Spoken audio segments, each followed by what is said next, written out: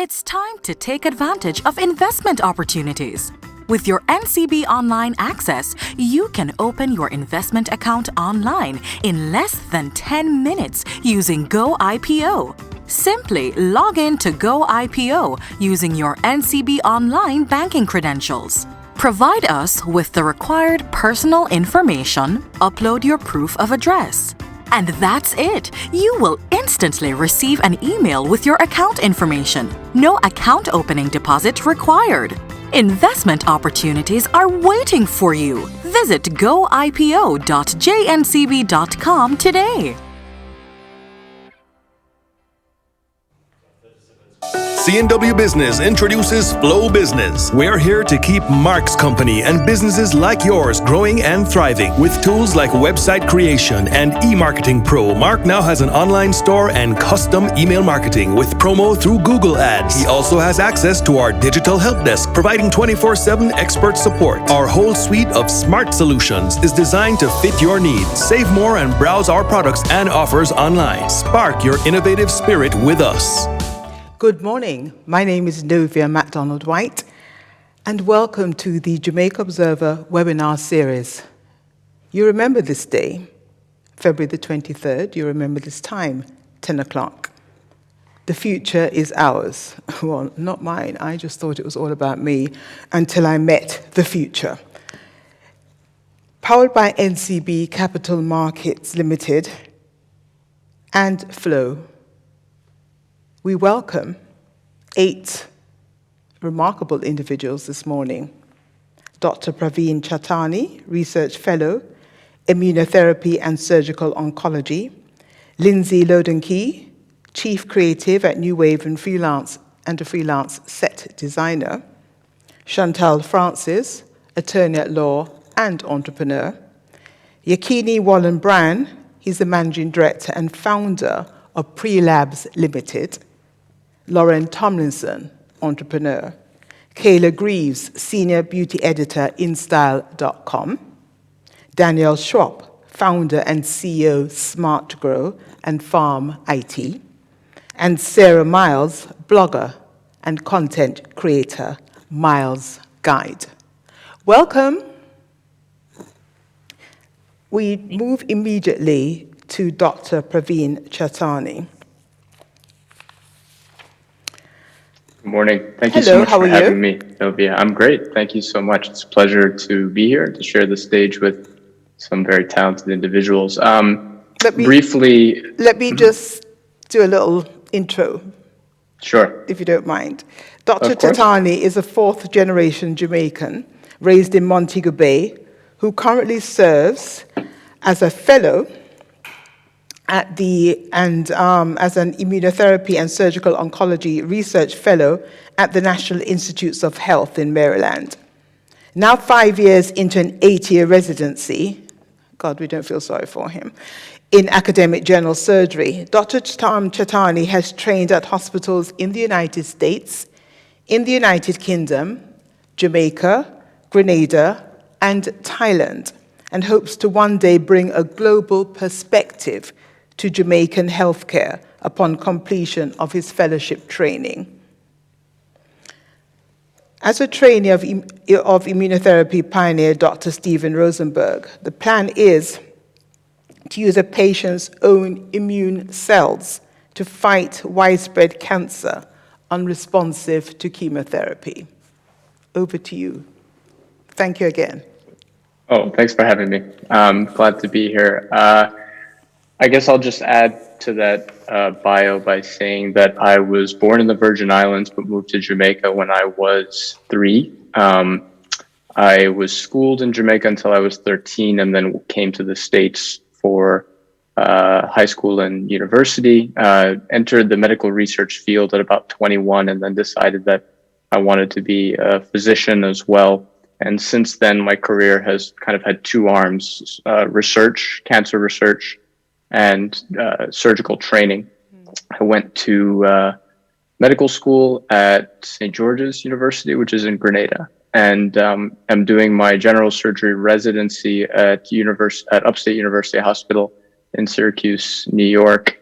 This 3-year stint that I'm doing in at the National Institutes of Health in Bethesda, Maryland, is a 3-year surgical oncology immunotherapy research fellowship to sort of bolster my surgical oncology training as I prepare for fellowships, which will be after my 5-year general surgery residency. So in addition to that, I guess I do have a passion for eventually bringing all of this training back to Jamaica at the appropriate time. Obviously, I'm still young in my training, but the goal is eventually to have a practice in the United States, to build connections and to further my research, but also to do pro bono healthcare in Jamaica.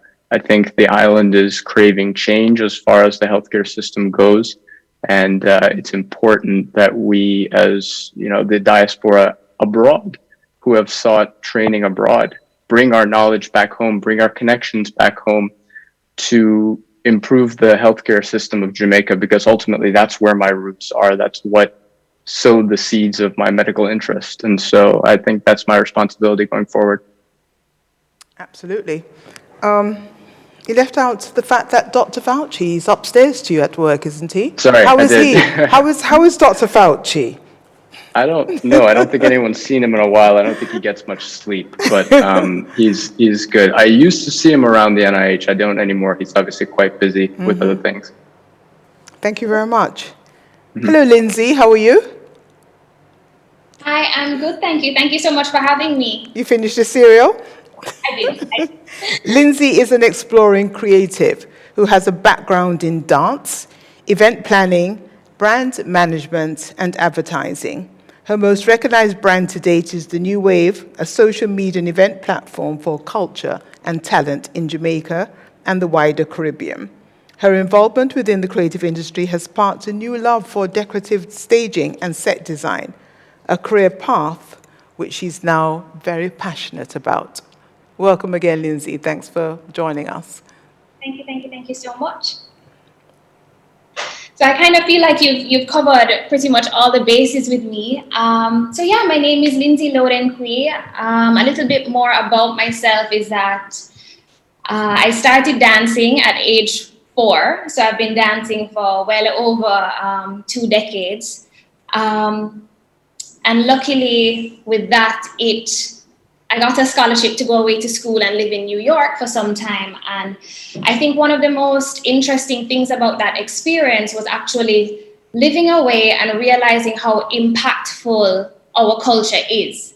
And, when you go away, it's almost like everybody's like, oh yeah, I've been to Jamaica. Oh, my grandma is Jamaican. And you just kind of get to realize how much of an impact our little island makes. And I think upon my return home, it was really, really important for me to continue fostering the creative fields and giving platforms to our creatives on the island. So that's kind of how New Wave started, and that's my little baby. And from kind of doing events with New Wave, I got into more set design. It was always really important for me, like when you come to a New Wave event, the feel of it feels like something special.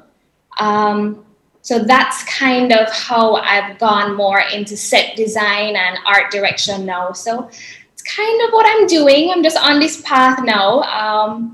Just trying a thing and just kind of moving forward with doing what I'm really passionate about.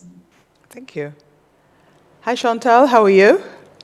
Hi, Novi. I'm good. How are you? Fine, thank you. Chantal Francis is an attorney at law and an entrepreneur.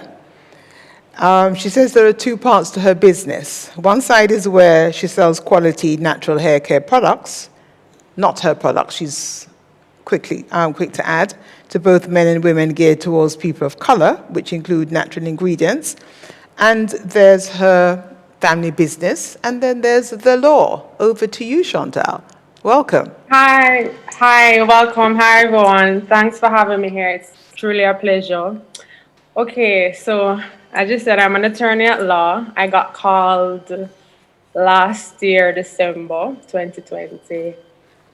To be honest, this journey to get to where I am right now has not been an easy one. Funnily enough, I actually did not want to become an attorney initially.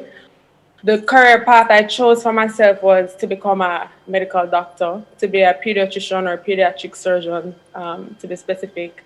And because the reason for this is because I love children and I wanted to be able to help them. And what better way to help them through medicine? Because all my high school life, I've been doing science subjects. Anyways, life um, happens, and there's a point in time when I was like, do I really want to do med? And it's like I was in my parents' room and I was applying for college, UWI, and the random thought came to me. I've never, ever, ever thought about doing law at all.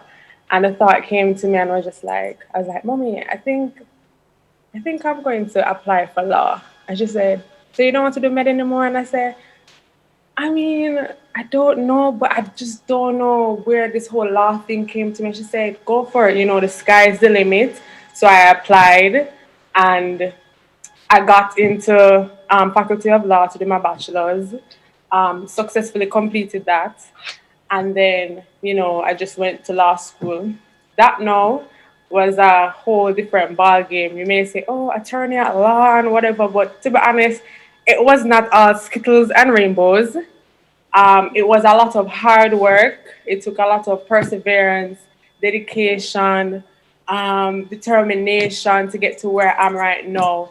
Like there was a lot of ups and downs and a lot of challenging moments. It challenged me mentally, physically, spiritually. Like there are times when I said to myself, boy, like I can't bother, like is this really what I want? But then because of my faith, and it's like I had to say to myself, no, Chantel, you're committed to this, is what you want to do. Like you like the feeling of helping others, you know. It God never brought you this far for you to just quit. So I just said, okay, I had to refocus and be like, okay, I have to do it. And there were only challenging moments, there were also a lot of defining moments. Going through law school gave me a lot of personal growth and strength. So I'm here, I'm an attorney at law. So you think that the natural thing to do is to be working in a law firm or working in a legal department at an organization. And yes, that I still do intend on doing that because I've been applying to one or two places. However, I have my family's company, which is called Netlink Jamaica Limited, where we manufacture hurricane shutters, garage doors, gate openers, and so forth. And me staying there is just a matter of trying to bring the company to the next level. My parents, they have started the foundation for me and my family because I have two other siblings. I have a brother that's a year and a half younger than me, and he went and studied abroad. So he's now back in Jamaica to bring something into the company. So he's also the face. Not the face, the future of the company. I'm also the future of the company. So me putting my legal skills through what I've learned through my education and work experience, and same for him because he was in the financial sector abroad. We just come together, we bounce ideas off of each other, and it's just like we're just trying to bring the company to the next level. And I have a younger sister who's 10 years younger than me, and it's just a cycle. So when she's in our position now, she's going to be like, okay, there's something that she can add to the company. Yeah. So it's just a cycle just to show, future. We are the future of, tomorrow. So while at Netlink, I've also started my own company, which is called Marines Naturals. As you say, it's stated, it's two parts. So it's where I sell natural hair care products, and I also make products for myself, handmade products. So I have a passion for natural hair and skincare, and it's just wanting to share my journey of how natural ingredients has enhanced my hair, not only for females, but also for males, because I noticed that especially the beauty industry, it doesn't really gear towards Black men in particular. And I want for them to know that they need to use natural hair care that is geared towards them.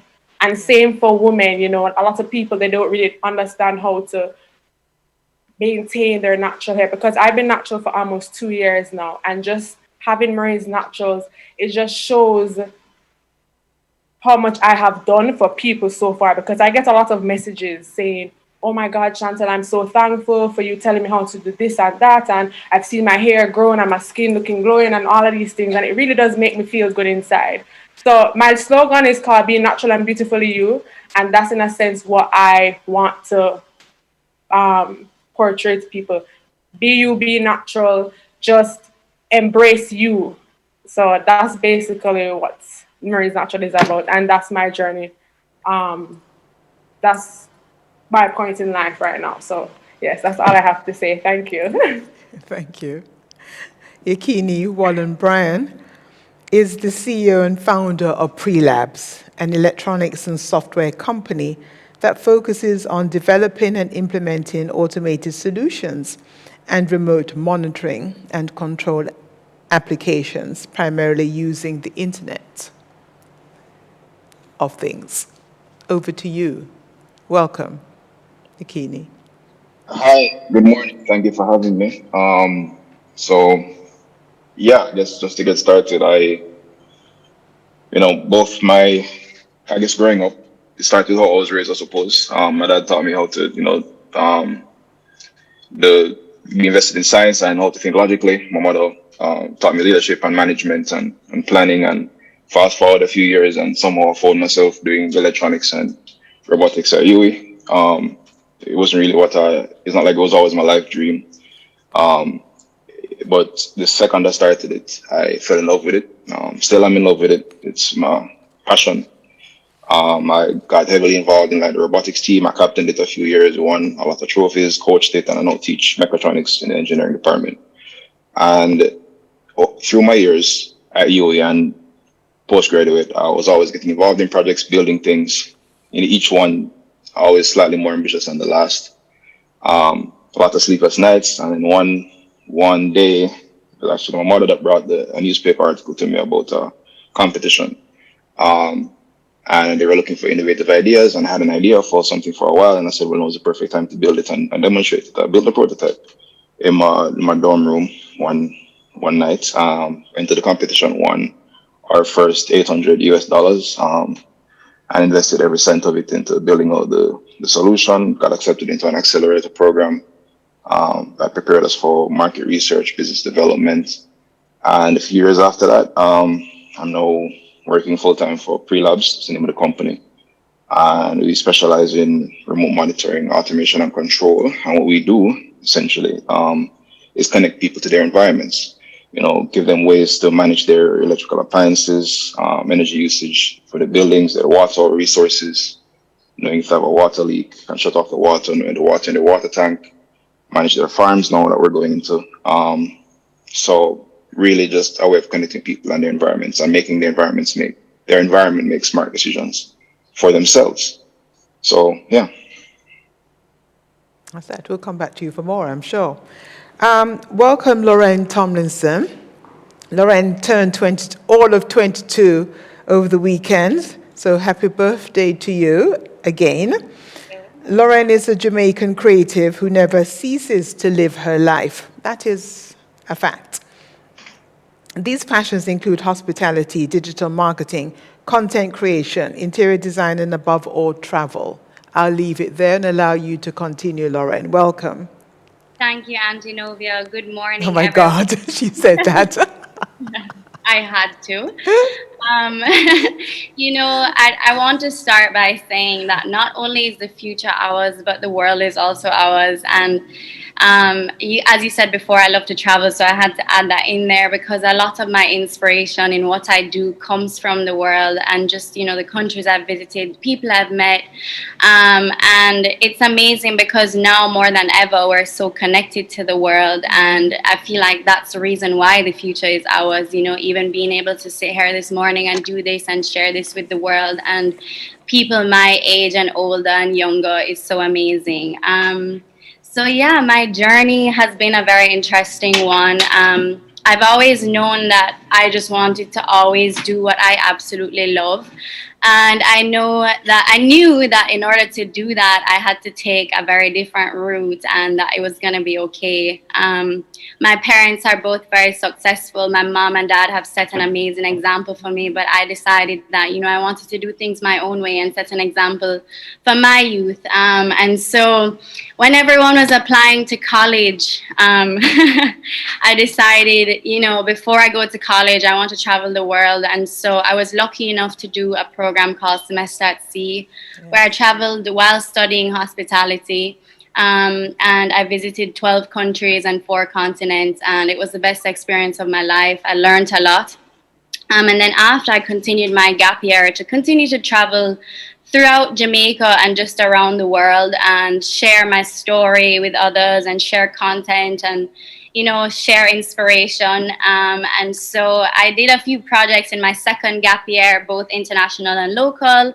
And then I got contacted by the only university that I applied to when I left high school. And they said, you're not coming to La Roche, which is the #2 hospitality school in the world. And I was like, I'm just not ready yet. And they said, well, we'll offer you a scholarship without application. And then I became the first student to receive the Caribbean Hotel Tourism Association scholarship. And I'm now the one and only Caribbean recipient of that scholarship.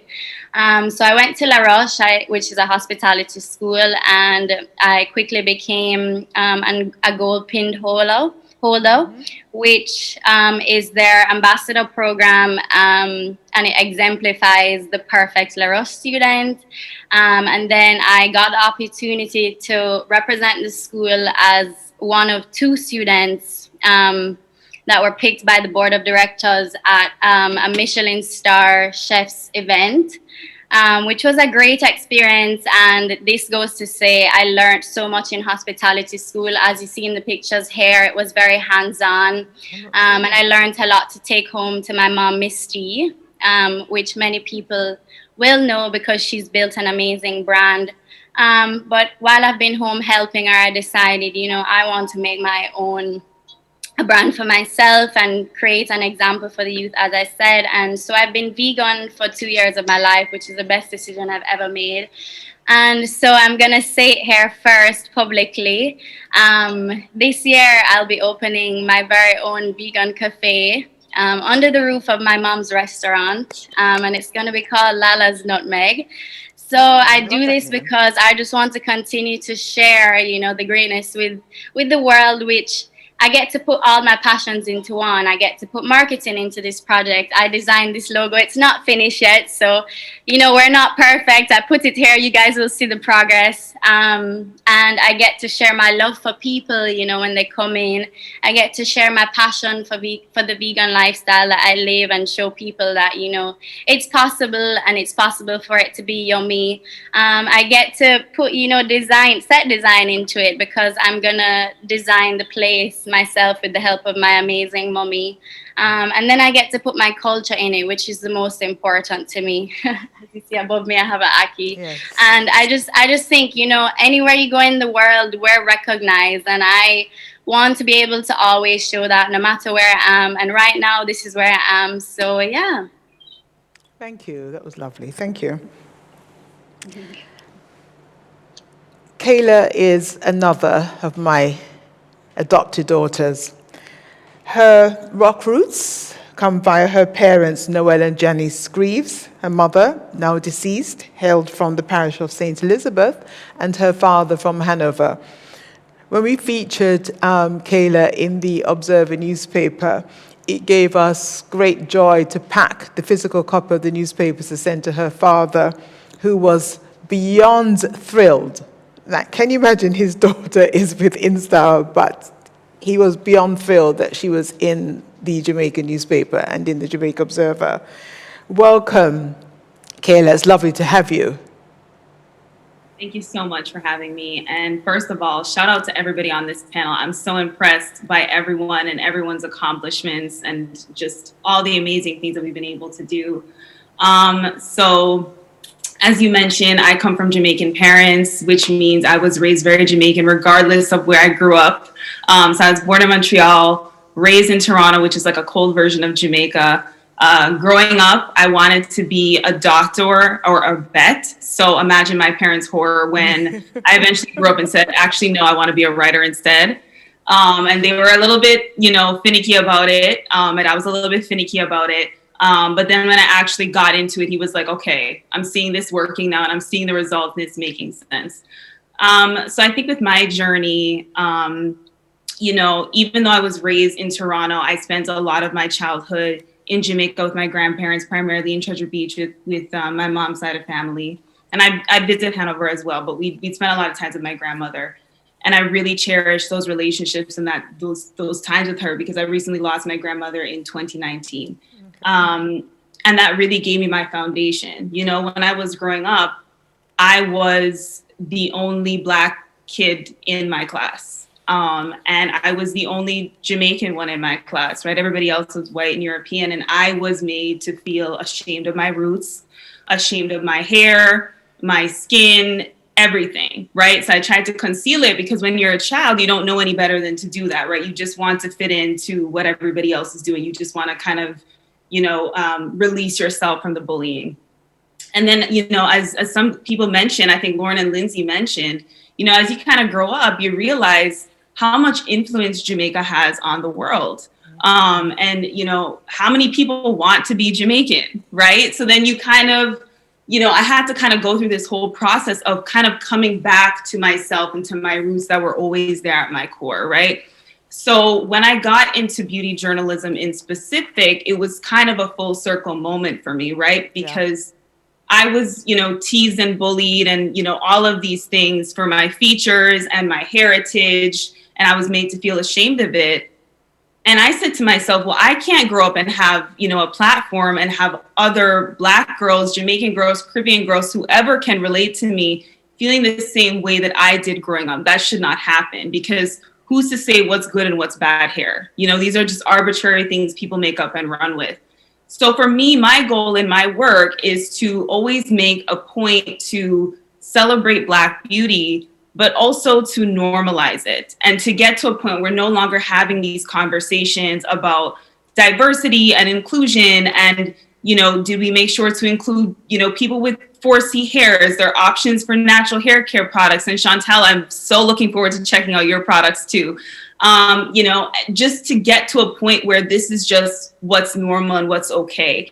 And, little Black girls growing up, whether they come from Jamaica or wherever else, they feel comfortable in their own skin. And I think that's really my life's work and really my goal and what I want to give to the world. And my God, I cannot wait to come back to Jamaica whenever this pandemic decides to finish because I miss it so much. This is the longest I've been out of Jamaica and it's just like eating me up inside.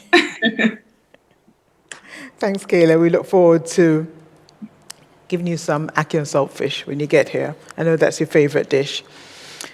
Danielle Schwab. Daniel related to me that, there were quite a few eyebrows raised, perhaps discreet telephone calls made to his parents because he's a farmer. Welcome, Daniel. Over to you. Thank you. Thank you for having me. Thanks. It's an honor to be here with everybody else. So I'll just go straight into it. Like you said, I've always done well in school. I went to Emory University in Atlanta and studied economics and chemistry, and I was on the pre-med path. And while I was there, my whole life I've been building things. And while I was there, I built my first drone UAV. And at the time, if you wanted one, you had to build it yourself or hire someone like me to do it. So I had quite a few companies reach out to build custom drones for them, to do things like inspect inside windmills and stuff like that. Then when I came back to Jamaica after leaving college, I started my drone company, which was called STL, still around. And we were doing we were just doing custom drone solutions for different applications. And one of the applications that we got into was agriculture. So what we can do with our drones is we can do like high resolution maps, and then from those maps we can extract data about the plant's health and then precisely apply pesticides, fungicides, things like that. So instead of just using masses and masses of pesticides and fungicides, we're farming very precisely using these methods. And what I found is that it sounds very science fiction to a lot of people, and they don't really understand how we can help them. And it just seems really foreign. So what we did is we set up a small plot here at the office to just demonstrate the technology to people. And we started growing produce to test with and realized that there's just a massive market for produce in Jamaica, for fresh organic produce. And that's how Smart Grow was formed, Shop Smart Grow. And so right now we're farming organically, and we've integrated our tech solutions into the farm to just consistently produce fresh organic produce, as I said. Thank you very much. Last but certainly not least is Sarah Miles, our blogger and content creator, Miles Guide. And also there's a philanthropic arm as well, which she'll tell us about. Welcome, Sarah. Thank you for having me, Novia. Hi, everyone. My name is Sarah Miles, although some people may know me as Miles Guide. Right. So Miles Guide is a travel and lifestyle blog that I created in 2018. It was a very spur of the moment idea. Usually I kind of sit down on things, but something about it just felt right, and I'm so glad that I pursued it. Since then, it's evolved into a brand, a community, and just a space where I hope to create content that not only entertains, educates, but also inspires, whether it be through traveling and exploring our island, advocating for sustainability, or sharing some of my favorite Jamaican-made brands. I'm also the co-founder of Muckle Thrift, which is a charity thrift shop, which was founded in 2017, where we hope to facilitate and curate a conscious and sustainable shopping experience for all amazing causes. That was it was an idea that we were sitting on for so long, myself and Isabel Hughes, Catherine Lee, and Leah Brown. We noticed that there was a gap in the market for secondhand clothing, although there are many other thrift shops back on the rack. New Wave even has a thrift shop, big up Lindsay. Thrift Nature, so many, and we really want to just create that accessible space where people could shop affordably and know that what they were buying was going to a good cause, whether the clothes was being donated, whether the money being donated was going to girls' homes, to educate people to get scholarships. So I'm very proud of that. This pandemic has definitely forced a lot of people to be creative and think outside of the box in all industries. I'm sure a lot of people on the panel can attest to the fact that the future I would have envisioned for myself a year ago has shifted. Personally, I graduated university from McGill University, so Montreal, so big up Kayla, during the pandemic. So this already daunting transitional period was heightened by the uncertainty of this pandemic. Ultimately, I do feel very blessed to be in Jamaica and have my health and family during this time. But it has forced me to recenter and rethink my priorities and values and the future of both Muckle Thrift and Miles Guide going forward. It really has reinforced the importance personally of being a mindful and conscious traveler and recognizing the impact of my actions in the spaces that I visit, whether it's across the island, across the world. Yes. There are so many hidden gems across Jamaica. Even last Ash Wednesday, I went to Colbeck Castle in St. Catherine, and it was a dream. So being able to fall deep in love with our country and embark on staycations during this time while supporting the Jamaican economy has been a highlight and something I've been really happy to do. Additionally, I think COVID has allowed us to explore new ways to remain connected outside of traditional settings, this webinar being an amazing example. Thank you so much for having me. At Muckle Thrift, we typically have semi-annual pop-up shops in July and December. So over last summer, a few of our patrons approached us expressing their interest to continue thrift shopping. So we hosted a few virtual pop-ups so that our community could safely buy secondhand while supporting amazing causes. And we hope to be able to have a few more intimate shopping experiences safely, of course.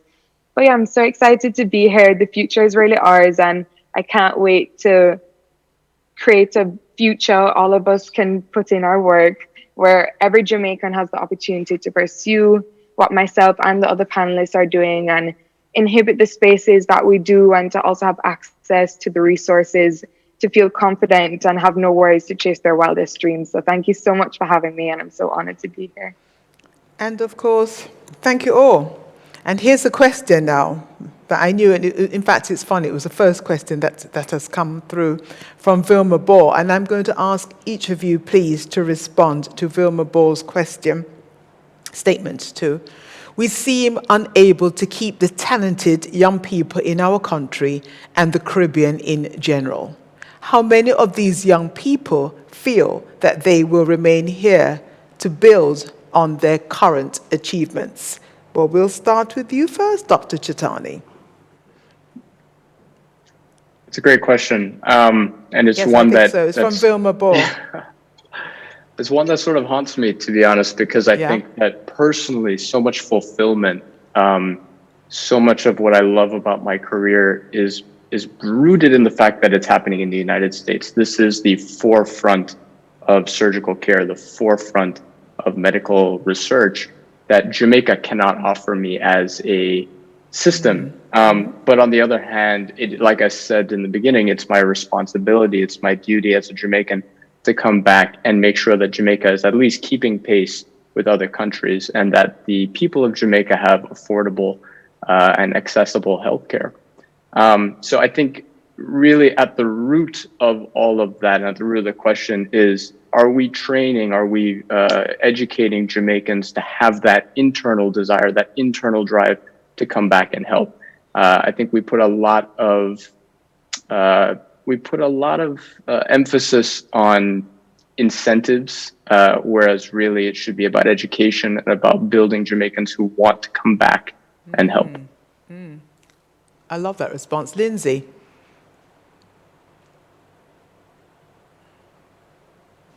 I think you're muted.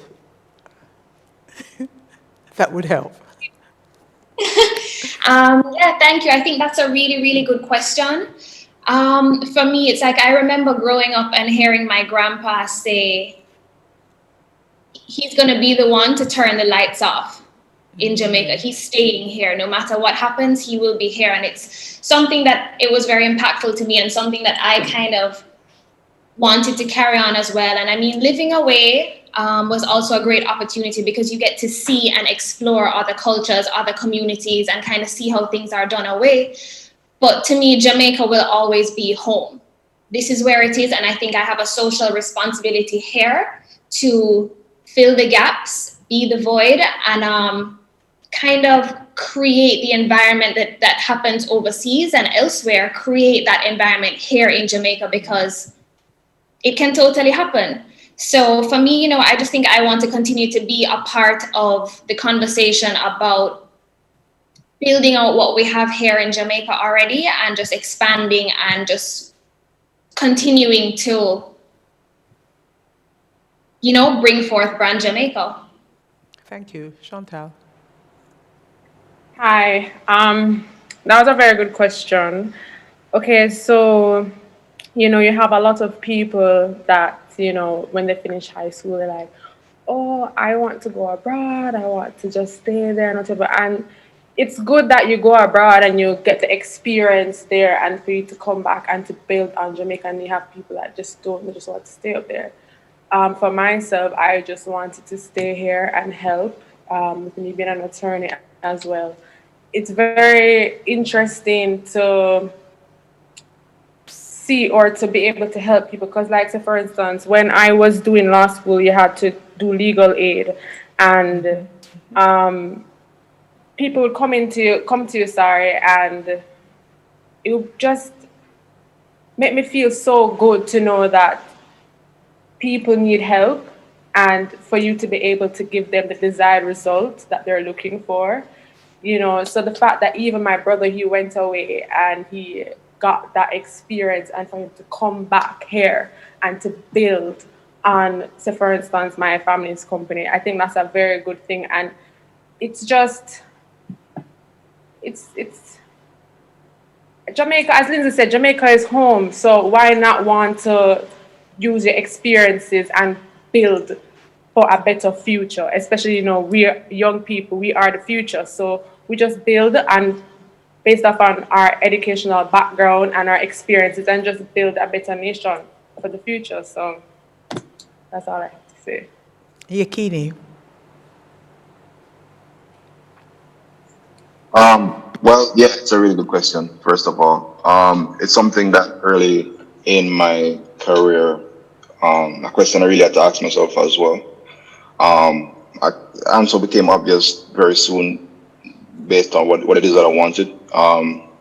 It's not just the passion about what I'm doing that drives me, it's seeing problems and wanting to solve them. It's seeing that there's so many aspects of Jamaican society that's ripe for solving, that's ripe for innovation that people need. And personally, I'd be a lot more fulfilled knowing that I was able to impact some sort of change on making the lifestyle of even one Jamaican easier or better. So it's a difficult question. It's hard. Everybody has a different situation.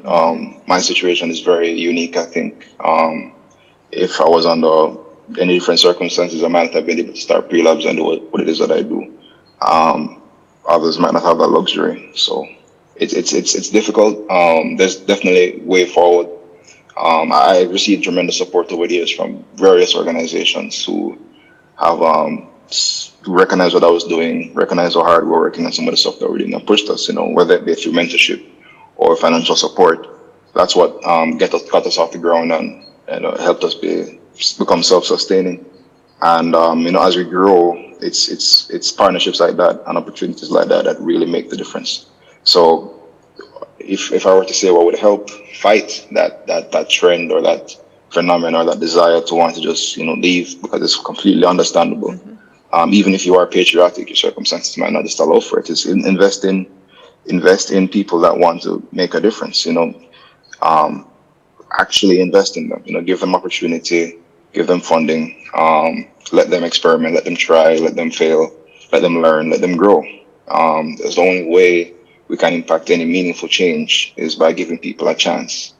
I had a chance. I had numerous chances, and that's why I'm here today. So yeah, that's what I have to say about that. Okay, Lauren. Wow, this question gives me goosebumps because when I went to La Roche in Spain, it was a beautiful experience, but I was just itching to come home because I just felt like there's so much we can do individually and collaboratively. And so, that goes to say it's very difficult, of course, in each, category or each field, depending on what you do to sustain that in Jamaica or in the Caribbean. But I believe we're very resilient.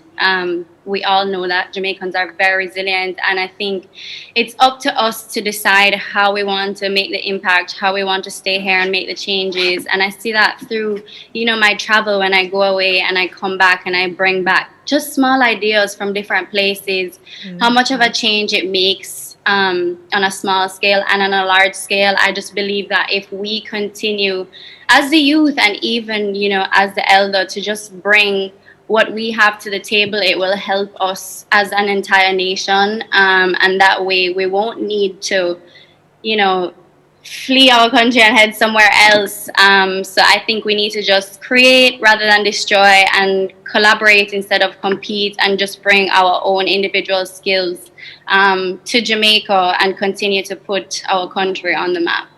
There's a question for you, Lauren, so don't go anywhere yet. It came in, I think, from a Miss Hugh. It's a question, I think, asking how you make money, Lauren. I actually hate that question. Right, this question is from Rebecca Hugh. Lauren, how do you do what you do and make it profitable? Well, there's so many different ways, and they keep coming up. I've done a lot of set design and things. I've done a lot of marketing for other people. I've helped my mom in her business. So it changes wherever I go and whatever I'm doing. I'm very creative and artistic, as you all would know. So I just try and, put my love into it, and then the earning comes after. That's just the honest truth. So yeah, I work on a lot of projects, and whatever I believe, it's worth based on my time and what I put into it, then I earn according to that. Okay. Yeah, so it's also been through a lot of content creation. That's what I was doing for my gap year, my second half of my gap year, and that's where I earned a lot of money that helped me fund my travel and just, put it into what I really wanted. Okay. Your aunts and your mother just exhaled. That was a collective sigh of relief that you just heard. Kayla, over to you with that question, and yours is a unique situation because you're responding to that question, living overseas, living and working overseas. Right. And I mean, for me, that was always a plan to be in Jamaica. I think now, I grew up in Toronto, but I live in New York now. And New York feels like home. But as much as New York feels like home, so does Jamaica, because I spent a good chunk of, my childhood there with my grandparents and my family, and I was always immersed in the culture. That was never something I was left out of ever.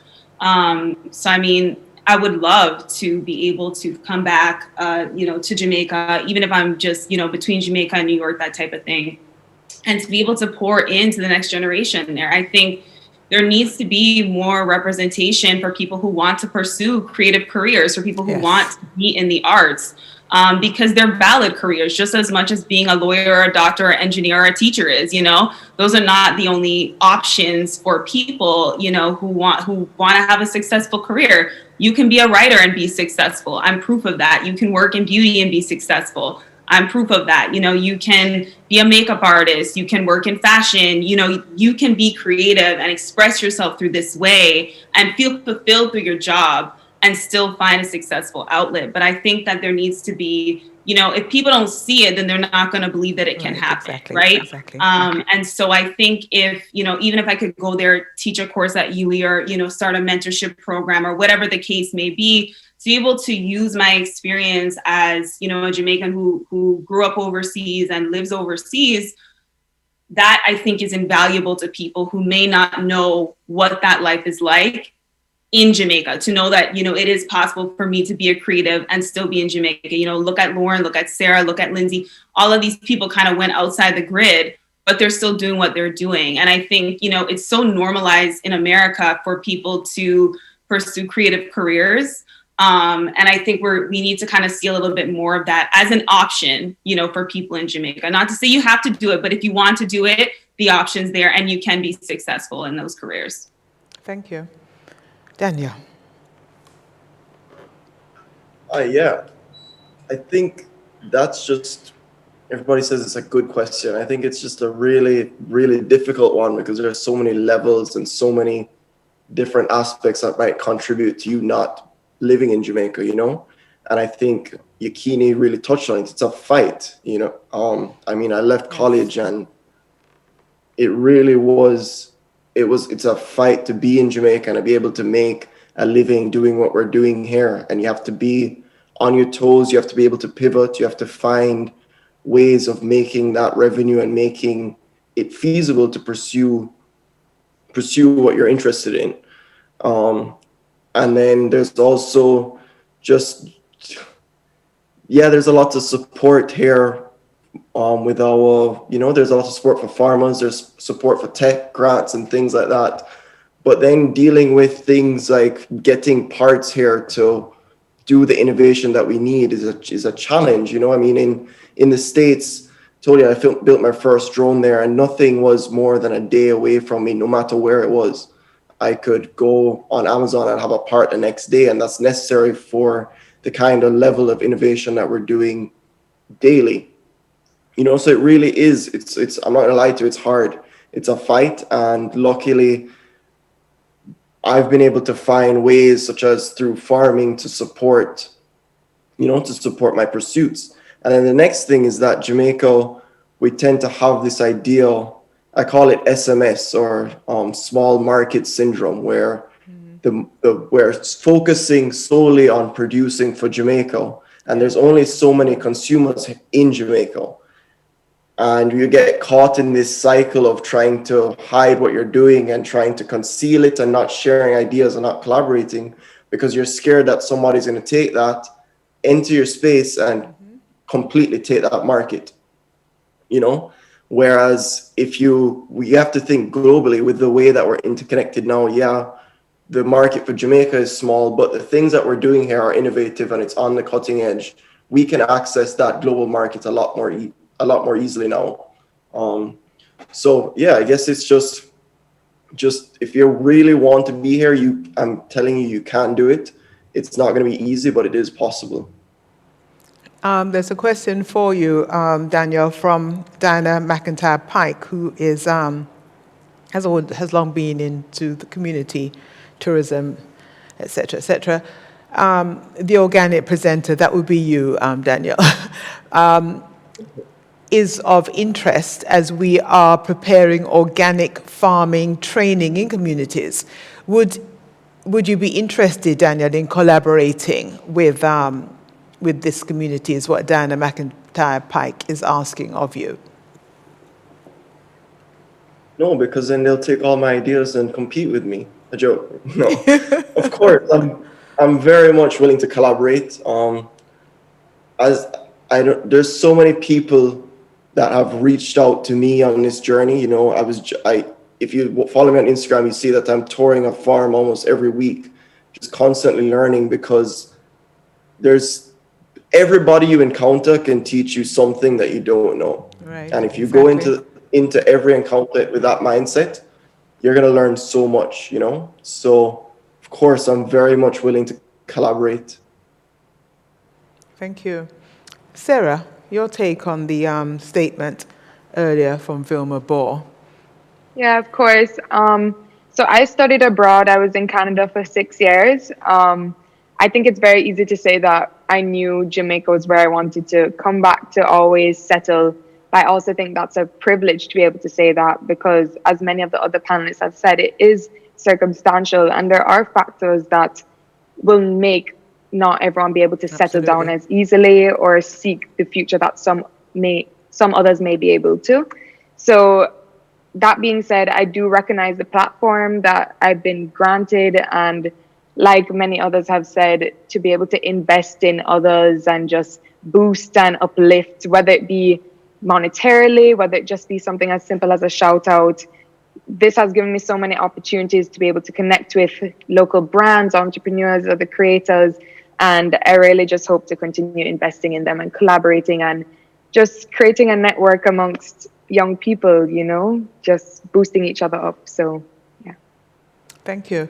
A question for you, Praveen, Dr. Chitani, from Jacqueline MacDonald Davis. Knowing the challenges, the years of training, financial cost of what it means to study to become a doctor, how would you encourage others to follow this invaluable profession as well as give back to their community wherever that might be? Yeah, no one asked me how I was going to monetize my profession, and that's certainly not something that my parents asked me when I decided, you know, to be a physician. The reality is... No, because you see, it is every Caribbean parent's dream, doctor, lawyer. I don't understand, your money must come, doctor, lawyer. Yeah, mine's not come yet. Let me know when it's in the mail. But the reality of at least I can really only comment on surgical training in the US, but the reality of medical training in many places is that the more specialized you want to be, the more of an interest you want to take in precise things, the longer you have to spend in training, and training years are not compensated particularly well. So for giving myself as an example, I'm on a 10-year track. I do 5 years of general surgical residency, 3 years of immunotherapy research, 2 years of surgical oncology fellowship, all making a trainee's salary, which is not, you know, it's a humbling figure, to be honest. It's not something that you can go through your 30s and support a family. And these are concerns that I put behind my desire to help other people. But as I get further into my life and I start to settle down, I start to think about having children and living in the States and the real estate market of Washington, D.C., which is absurd, I start to think about the finances of it. And what I would tell younger people pursuing this career is, if you have financial concerns, certainly those need to be taken into consideration, but you have to understand that they will not go away. They will be there throughout your training. And unfortunately, the realities of medical training is such that the more good you want to do, the less money you're going to make. That's just the way it is in healthcare right now. So if that's really what you're concerned about is making a profitable living, I would pick something else. If you're worried about helping people and worried about sustaining your own livelihood while you help people, completely valid concern, and that's a conundrum I have not yet totally figured out. But if you want to make money, don't go into medicine, honestly. Okay. A question for Chantal, again from Jackie McDonald Davis. Chantal, how have you learned to apply the transferable skills of being a lawyer with that of being an entrepreneur? Very good question. Well, from a younger age, I used to have to go to my parents' workplace all the time, summers, Christmas, and little thing. So I grew up in an entrepreneurial family. As I mentioned before, I'm the second generation because my parents, they created a foundation for me, and same with my grandparents and my uncles and aunts. They also have their own business, which is very successful to today's date. So based off on going to school and the certain work experiences that I have gone through, it has enabled me to do my own business, which is Marines Naturals. So that entrepreneurial spirit within me, based off on how I've grown up, that's how Marines Naturals came about, and especially with my passion with natural hair and natural skincare. And also with my legal education and work experience, as I mentioned before, it has allowed me to know how to basically navigate into going into a new business. So yeah, that's basically it. Yeah. Okay. From Marcia Forbes, and I'll ask I'll start with you, Sarah, at the bottom for a change. How do these outstanding youth see that they can connect with each other and with Jamaica so that they can widen their impact, even if not physically on this island? We heard from Kayla, for example, that she would love the opportunity to teach at one of our tertiary institutions. So over to you, Sarah, with that question from Marcia Forbes. How did these outstanding youth see that they can connect with each other and with Jamaica so that they can widen their impact, even if not physically on the island? Yeah, of course. So I guess the beauty with what I'm doing is that I'm based on social media. I think social media, smartphones have really changed the game. Absolutely. I'm across a lot of platforms, whether it be Instagram, Facebook, YouTube, Twitter, and it has put me into contact with people not only based in Jamaica, members of diaspora across Canada, the UK, America, and it's really given me a platform where you have to be careful what you say and be intentional, and that's something I really take pride in and I feel honored to have. So like I said, that's why I feel so honored to just share Jamaican-made brands, advocate for things that are important for me, such as sustainability. I think it's very obvious that our island is heavily impacted by climate change. So I think I really do honor the platform that I have, and I have been able to be connected with people I would have never imagined. Even though I'm a quote-unquote micro-influencer and I have about 2,000 subscribers on YouTube, imagine being in a room with 2,000 people. That's such a great impact, and I really don't take it for granted. And in terms of Muckle Thrift, because that is a charity thrift shop, we have been able to give back, and being able to work with such amazing charities, from the International Proxy Parents to Christmas in Riverton City to One Jamaica Foundation. We've really been able to connect with people that even maybe social media might not be able to reach. So I take a lot of pride in that, and I'm very proud. Like that. Lauren, what would you like to add? Well, Sarah said that so well. You know, it just, I'll start with what I started my journey with, and it's just that the world is ours.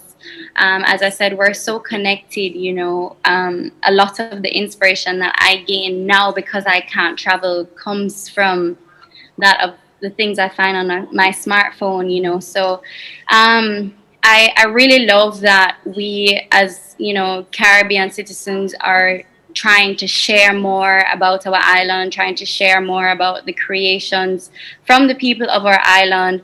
And I believe that if we continue to do so, then we can definitely continue to make that impact and make a really big impact. Because, you know, even just yesterday when I did my birthday, I had one of those baskets that Lindsay has in her beautiful set design, and Lindsay created that and put that out on Instagram, and, you know, it left an impact. And that's something so small. I just use that example just to show you how connected we are, and how, you know, our creations are being showed more and more with the opening of, you know, the connection online. So yeah, I think we should just continue to utilize that. Don't be afraid to, you know, use your voice, share your creations, and, you know, in some way somebody will see it, and in some way it will make its own impact when it should and how it should.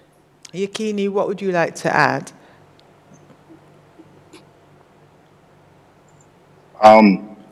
Yeah, I mean, I co-sign a lot of what was said. I mean, to be honest with you, it's to be honest with you, I don't really have a whole lot to add right now. But I co-sign a lot of what was said previously.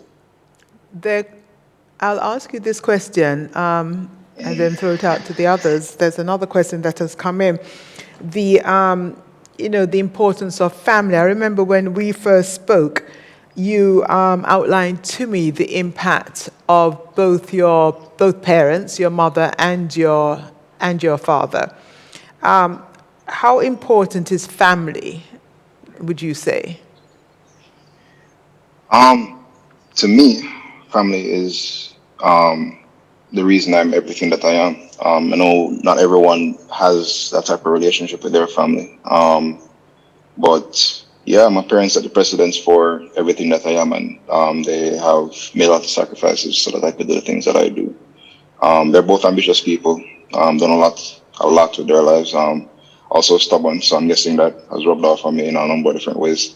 But yeah, to me, they're a driving force, and yeah, family for me personally is one of the biggest reasons for why I am doing what I do and why I do what I do. Lindsay, you mentioned earlier that your grandfather, you know, spoke boldly about being the last person to, you know, standing and to turn off the lights. How important is family? Yeah, I mean, for me, family is absolutely, it's incredibly important. I was adopted, so I am blessed to have been given parents who, they're super supportive, super loving, and they have been with me every step of the way. Even for me, like coming out of high school and not knowing at all what I wanted to do, and just being super indecisive about what my next move was going to be. You know, it was my mom who kind of pitched me, because she knew me so well. You know, what she kind of researched, you know, all these university courses, and found ESEM for me, which is Entertainment and Cultural Enterprise Management. It's a mouthful, but it's at UWI, and it was actually one of the best decisions that I've made in my life, just because it was perfect for what I wanted to do. But I mean, you know, as was said earlier, you know, my parents set an incredibly amazing precedence for me, because, you know, they're super hardworking, and they're super organized, and they're super supportive. So they've kind of given me all the tools that I've needed so far to kind of step out on my own and kind of create a little league for myself. So for me, family, without them, I don't know where I would be. What would you add to that, Kayla? I mean, me and my dad are the best of friends. Me and my grandmother were very, very close. You know, as I got older, it just kind of became a relationship where me and her were, you know, grandmother and granddaughter, but we were also friends. You know, my family is home to me. And that's why, as much as, you know, Toronto, New York, wherever may feel like home, Jamaica feels like home same way. And I don't think I would be, I mean, I not even think I would not be the person I am had it not been for my father's, you know, perseverance and the things that he sacrificed. And I don't take that for granted at all, you know, especially as somebody who has, you know, not gone through Canadian immigration, but gone through American immigration, you know, leaving and, you know, deciding to leave your home country and going elsewhere to pursue better opportunities so then, you know, your children, you know, Right, yeah. can have something better as they're growing up is not an easy thing to do. And I think a lot of people, when you kind of grow up, you know, in, you know, North America or, you know, the UK or something, you take that for granted. And I don't take any of his sacrifices for granted, because had he not done the things he'd done, I would not be in the position to do what I do, right? And even when it comes, you know, to my heritage, he drilled it into me. Like, he applied for my Jamaican citizenship when I didn't even ask for it. Like, all of a sudden one day this passport just showed up, you know, on my dresser. And it was just so important because he needed to instill my roots in me. And this is what keeps me going. I think it was Lauren who said, you know, Jamaicans are, you know, persistent. We don't give up. You know, we're very strong-headed, and these are things I've had to, you know, keep in me, in my soul, in my core, because the industry I'm in is not an easy industry to stay in, right? Especially as a Black woman, especially as somebody who's not from this country. And if I didn't have those roots, I really don't know where I would be. Here's a question for each of you. We'll start with you, Doc. From Donette Chinloy Chang. What's the one thing you would change in Jamaica? That's the end of the question. The one in Jamaica on the whole. Just one thing. Yeah. Oh boy, that's a tough question. I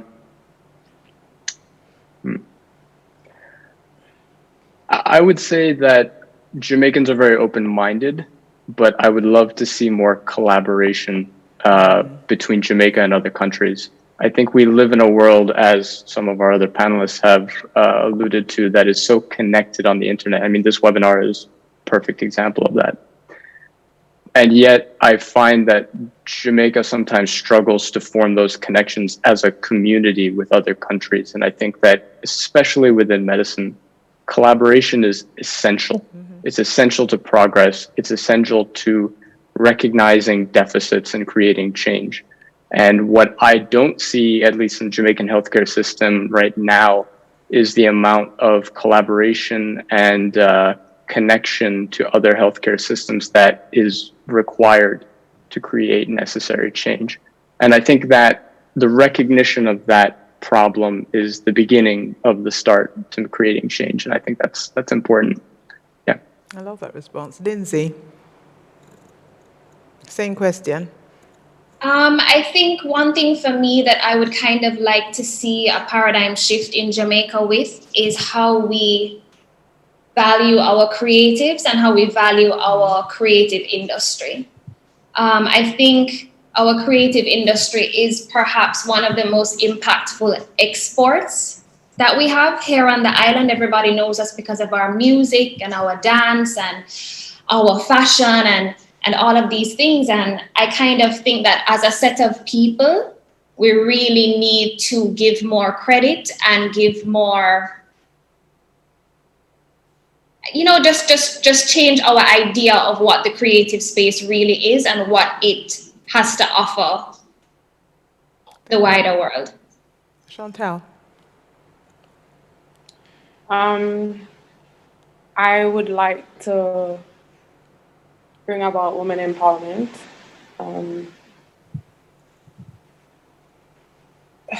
I believe that people need to stop tearing down young, black, beautiful women. I want for women to know that they're beautiful in the skin that they're in and the hair that's on their head. As Kayla mentioned before, the type of textures that people have, for example, 4C hair, that's considered bad hair or ugly hair. What is bad hair? What is ugly hair?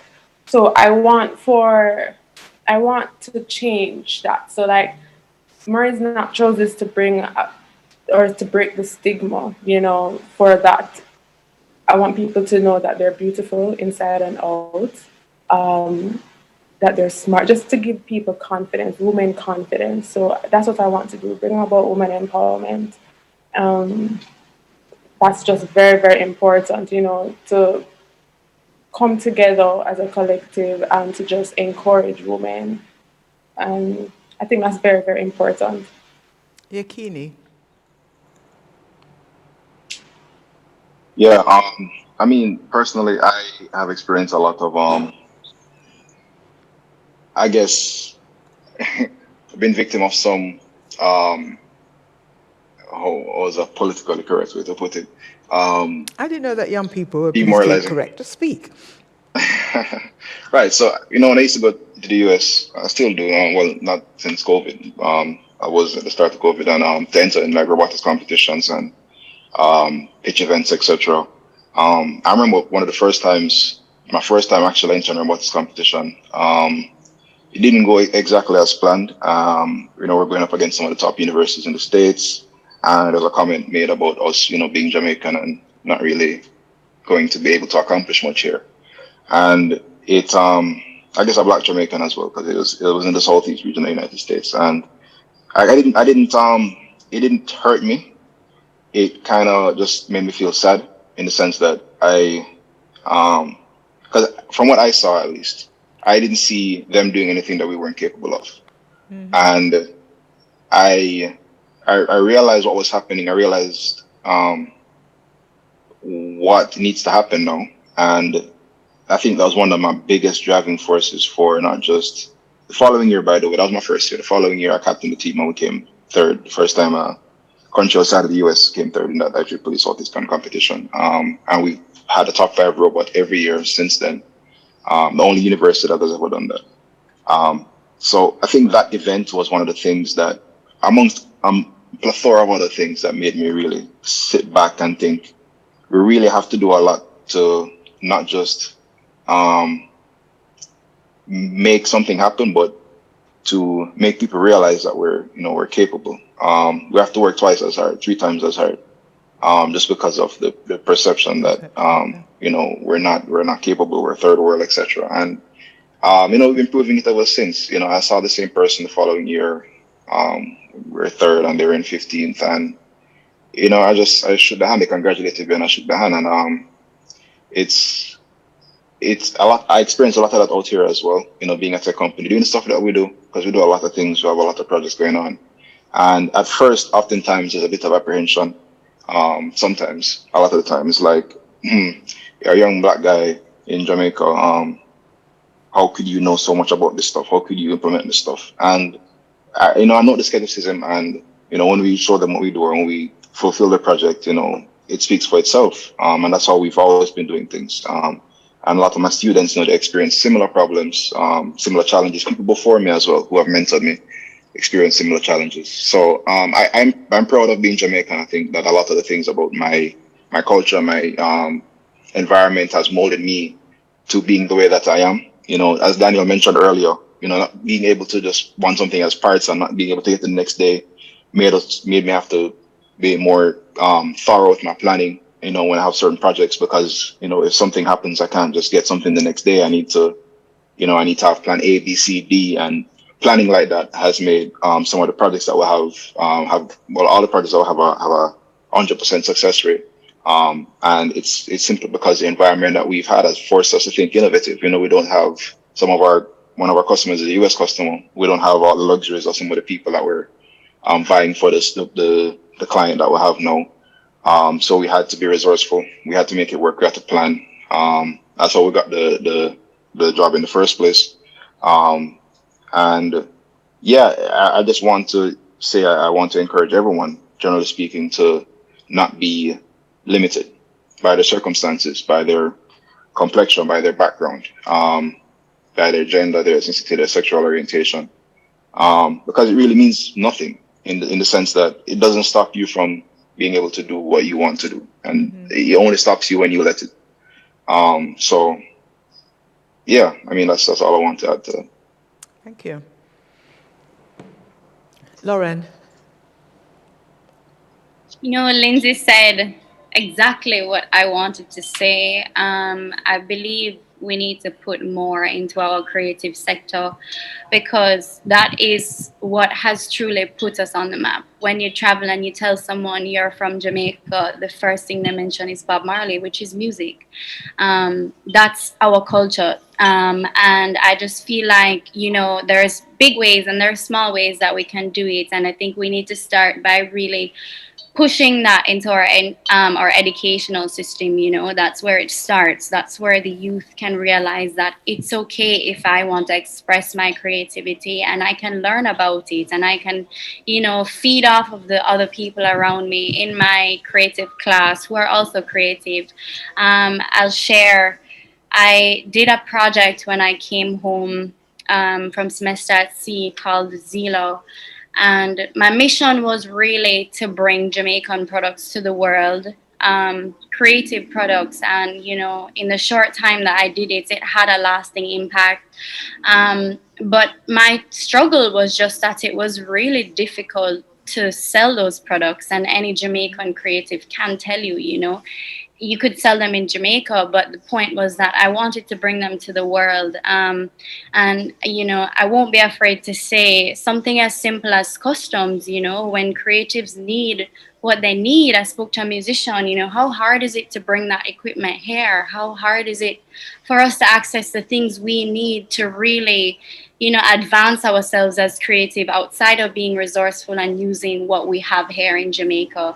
Because as I said, we're resilient, but at some point we do need to, you know, be able to access certain things to make us better. So, you know, I could go on, but I'll say those two things are very important: the educational system and just access to resources to be able to spread our creativity worldwide. Thank you. Kayla.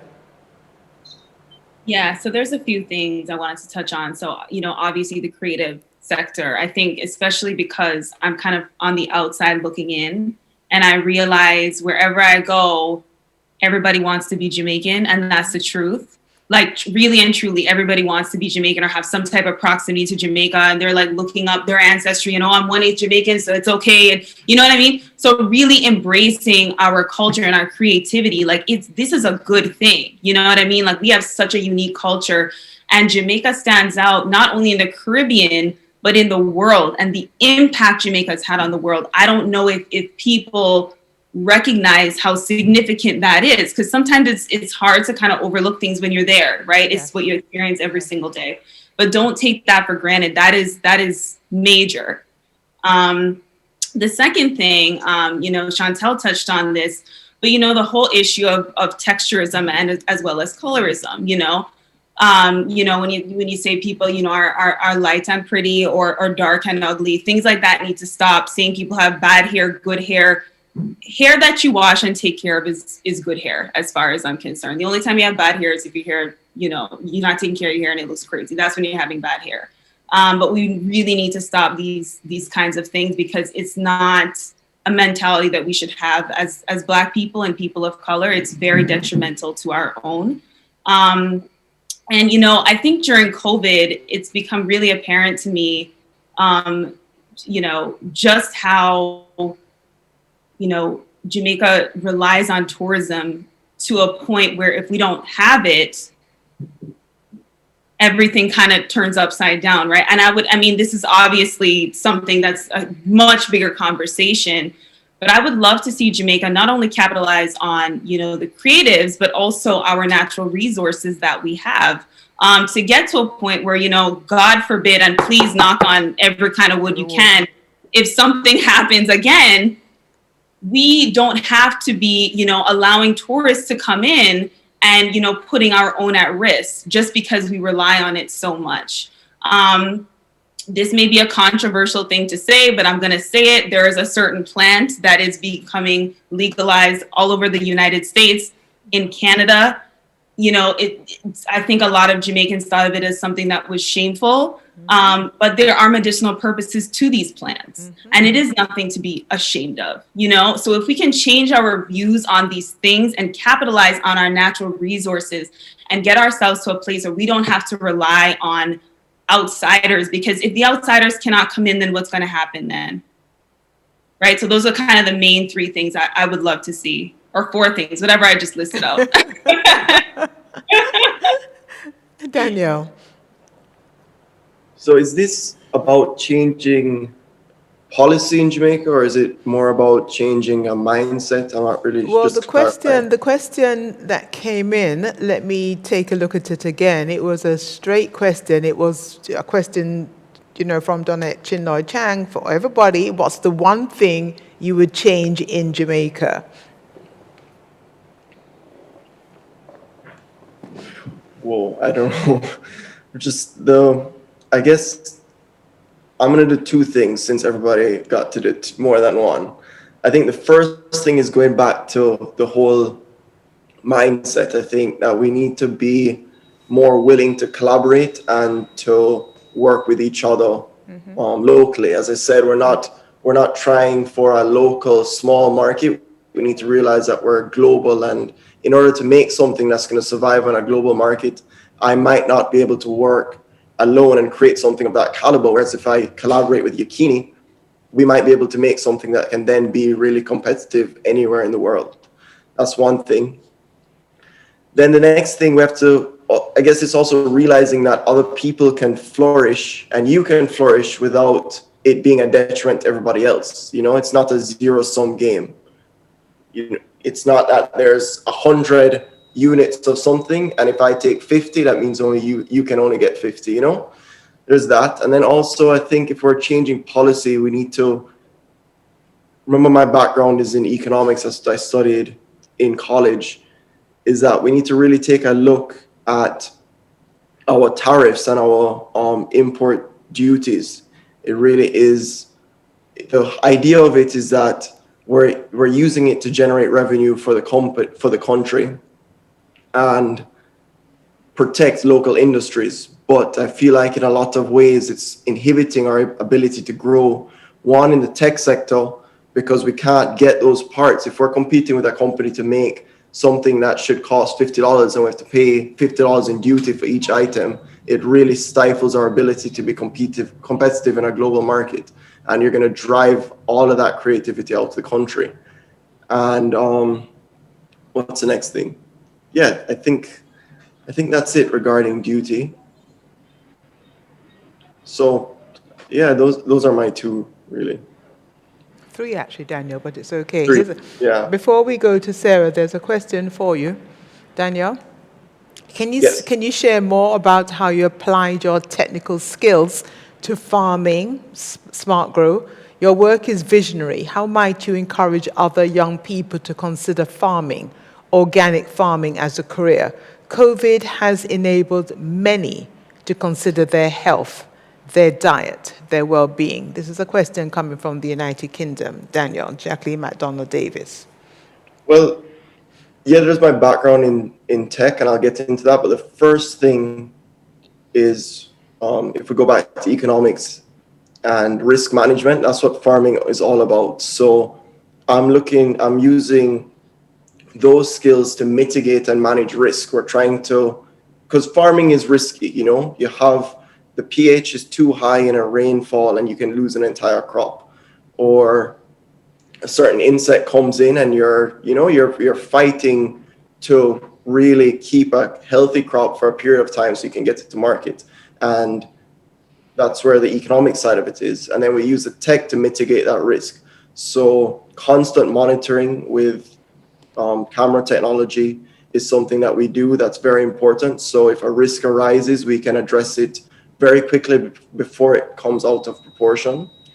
So that's really what the tech basis is really just managing and mitigating risk. and monitoring our systems constantly, as well as putting in automation to reduce our labor costs. So instead of me having to go and check the levels of my nutrients and systems every single day, I can have a machine checking those systems literally by the second and making those adjustments before they go to a level where it's going to cause damage to our crops.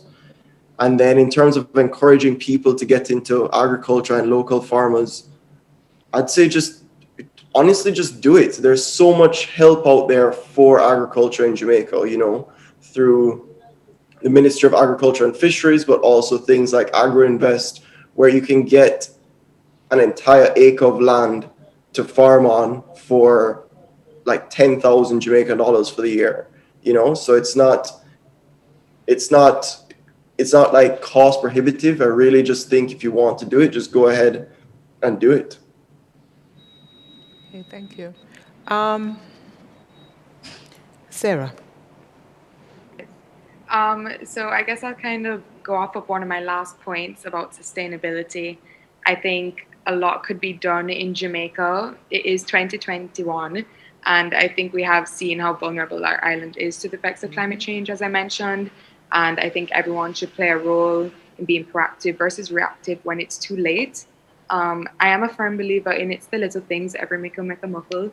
It could be something as simple as carrying around a reusable water bottle and a straw. And I also believe that a lot of Jamaican-made brands do make being sustainable easy. I know if you offer refill services, or some are genuinely just environmentally friendly. Personally, something as simple as carrying a bag with me every time I go to the beach to pick up litter, or just on any trips, is something I've been trying to be very firm about doing. I do believe more does need to be done on a macro level. It shouldn't solely boil down to individual responsibility, but I do believe everyone plays a role, and I would really like to see a lot more brands, and bigger brands, especially in Jamaica, being committed to sustainability. I think it's 2021, and there is a way to be profitable while caring for the environment and caring for our island. I think we're a very patriotic country, and I would love that same patriotism to be invested into our natural resources, as Kayla said, and just to care for our environment, because at the end of the day, what's Jamaica without Jamaica? So I'd really like to see that going forward. And the questions are coming in fast and furious for our future. A question for you, Kayla, from Julian Mundell. This message is for Kayla. What are some ways that Jamaican children who have immigrated to Toronto can feel connected to their culture while experiencing a transition? Do we mean post-COVID or during COVID? There's no specification. No, okay, what? She hasn't. Straight question. No problem. Well, I think honestly, Toronto is like old Jamaica. There is so much Jamaican cultural influence in Toronto. It's so easy to find a connection to your culture there. Every other street, there's a Jamaican restaurant. We have a little Jamaica in Toronto. If you come to New York, Flatbush is Jamaica all over again. And that's what I really love about being Jamaican, is that no matter where you go, Jamaicans don't assimilate. They just create little Jamaicas wherever they go. So it's really easy to kind of be into your, inside of your culture in that way. You go to, even if you, back in the day when we could go to nightclubs, there's always a dance hall set every single time you go. And then I think just being able to go back to Jamaica as often as you can, when you're not in school, you're not working, or you have, a long weekend, or it's Christmas or whatever. Just go back to Jamaica and experience the culture, and be there and be immersed, and not necessarily at a resort, but in actual Jamaica, like stay with your family, walk up the road, get stuff on the side of the street, like do all of those things and really just immerse yourself in the culture. Thank you. A question from Instagram for Dr. Praveen Chatani. What advice would you have for a young person in Jamaica who wants to be a doctor, but is discouraged by all the recent negative stories coming coming out of our local healthcare sector regarding salaries and maltreatment? That's a great question. So I don't want to be politically incorrect.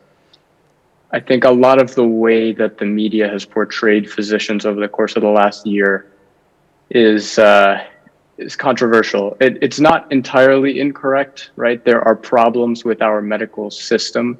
There are problems about regarding overworking physicians and practitioners in general. There are problems with underpayment. Those problems are not going anywhere. What I would do is tell that person to really build your interest in medicine on the desire to help other people. If you are internally driven to help other people, those kinds of things ultimately will play less of a role in your decision on whether or not you want to pursue medicine.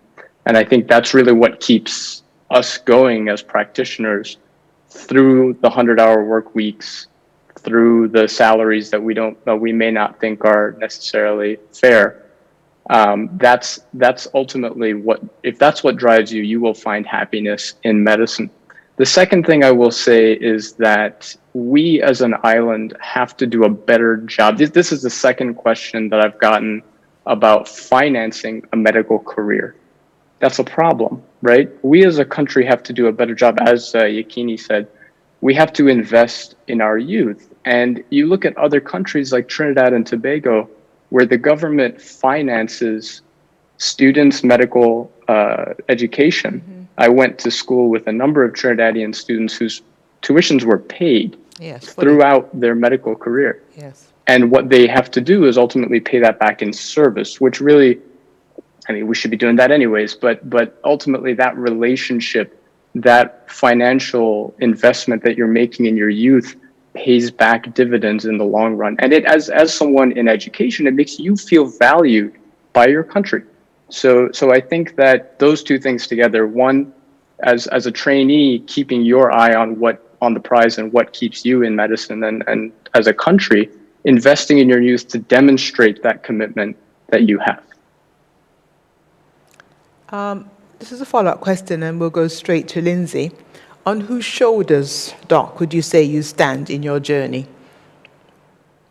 Yeah, two answers to that. The first are my parents. I mean, my parents have been instrumental in everything that I do. They have invested in me more than anyone, not just financially, but in terms of with their time and efforts and care. My mother drove me up and down the East Coast looking at boarding schools. She spent hours in my youth helping me study for GSATs and all those things. I mean, her and my father's commitment to my education has been the single most important driving force behind any success that I will ever achieve.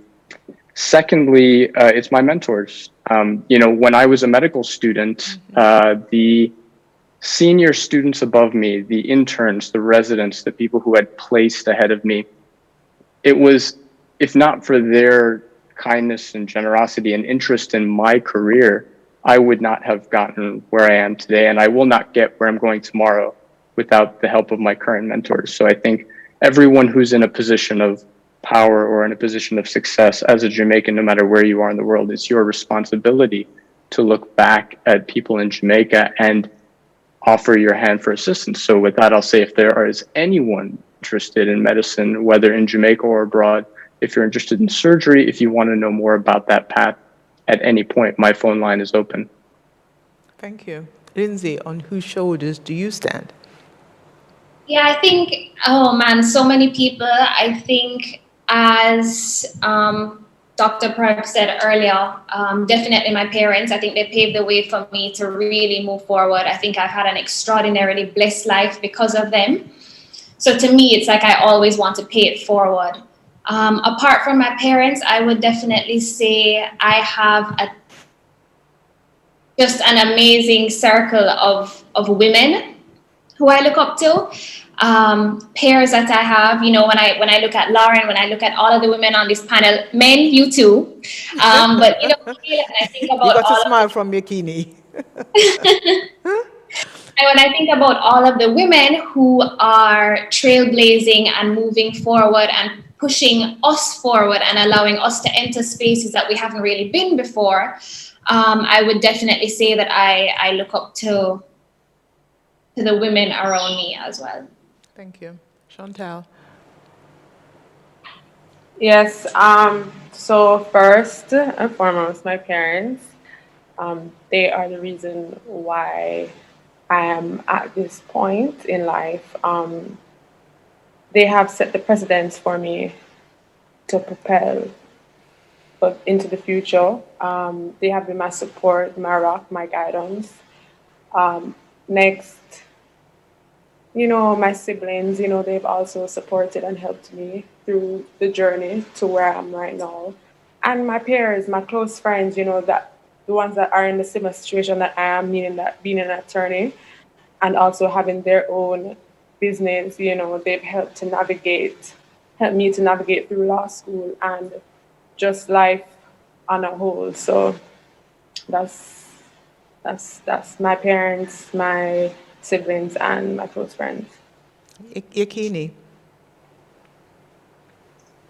Yeah, well, I already mentioned my parents, but I just want to reiterate my parents. But yeah, I've had so many different motivation, or I've had motivation from so many different places, and driving factors over the years. My mentors, for one, and a lot of people think that mentor-mentee relationships have to be some rigid, regular meeting thing. I really consider anyone that has taken the time to sit down and share something with me, if even just for an hour, a mentor in some respects.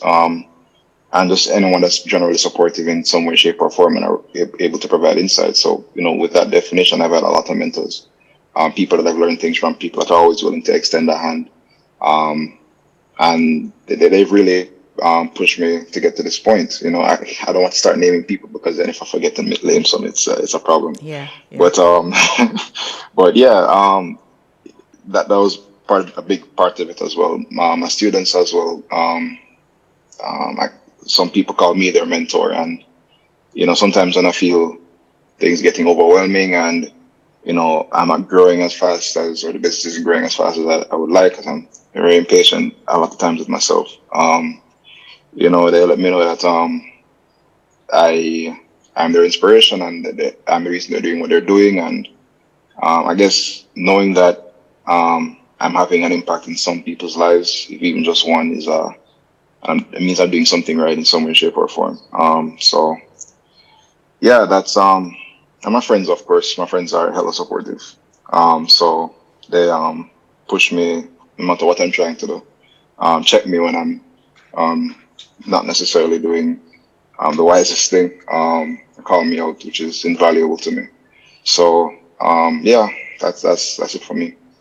There's a comment from Miss Jackson here to applaud you, Yakini, as well as Danielle, as young men who are creators, innovators, and entrepreneurs. You can perhaps answer the rest of the question, Yakini, and then I'll ask Daniel when we get to him. Is there an active interest in what you do from other young men, particularly young men who may not have such an opportunity in electronics or robotics readily available to them? Are other youngsters reaching out to you, Yakini? Yeah, a lot of people have reached out to me, and I, try to offer insights where I can, and mentorship where I can, and internships where I can. So that's there. There are a lot of ways you can get started. If you want to reach out to me to get any insights, you can email me at yakini@prelabs.com, and we can just have a chat. And if you're interested in the space, but you don't necessarily, you never went to university to study it, there are a number of different places you can get started, a number of different ways you can get certified. You don't necessarily need a university education to get started. You might need it to get certain certifications, but it's not necessary to get started. People have gotten started outside of going to university, and you might want to then go pursue it after. So yeah, just reach out. If you have an interest in it, I can tell you where to get started. I used to do a summer camp every summer, forced people and students and young people that haven't decided what they want to do with their careers as yet, who have finished a degree and are not sure what they want to do next, or people that are just passionate, not offering anymore. I'm not sure if I will soon. I plan to someday. But yeah, just reach out. I'm sure that we can find somewhere for you to get started. There's a question here from Carlos Wright for you. It says, Yakin, it's for you. How is the Face Shields project going? And do you have any other projects in the pipeline?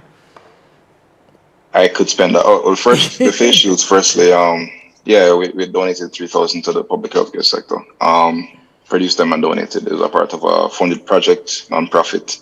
Not currently producing any. They're being supplied otherwise. But we just wanted to do what we can to support. Well, as far as I understand, let me just say that. So yeah, that was really to fulfill a really significant shortage at the time, at the start of the pandemic. But yeah, there are a number of other projects that we're involved in right now. I spent a lot of time talking about it, but some of the things that we've been doing recently that I'm excited about, for example, is the Blue and Jonker Mountains Forest Fire Prevention Initiative, where we have sensors deployed in the mission network across an area that's susceptible to forest fires, and park rangers are able to, if there's a forest fire, know remotely from anywhere in the world, and coordinate a response with the relevant residents that live nearby, etc. Because what would normally happen, if you live in the area, you'd see a forest fire on the hill, see it burning out of control, and usually when it's at that point, it's already too late. It's next to impossible to put out, and that's how the rangers know about it when someone calls and say, hey, I think I smell some smoke, or hey, I think I see some fire on the hill. So it's a big problem. It's a huge environmental catastrophe in terms of our canopy in the Blue and Jonker Mountains is actually decreasing. Our forestry are decreasing in the sense that we're losing trees at a much faster rate than they're growing, and it's a number of different problems, from water retention, the ecological diversity, a bunch of different things. So me being a nature junkie, it's something that I'm very passionate about. It allows us to use a new technology, long range, low power communication that doesn't require us to use SMS or cell service or cell reception, and can run for very long periods of time without needing to be connected to GPS or anything like that. So we're using that to deploy some agri-tech solutions that we have now. But this project in particular is the one that I'm really excited about because of the technology that we're utilizing and the impact that it's actually having, and something that may have otherwise just been gone out of control. So yeah, I could spend a long time talking about the projects that we're involved in right now, but I just felt I wanted to mention that one. It's an exciting project that we have with the Jamaica JCDT. I don't want to missay what the acronyms are for now, but the agency responsible for conserving the Blue and Jonker Mountains. Yeah, thank you. Lauren, upon whose shoulders?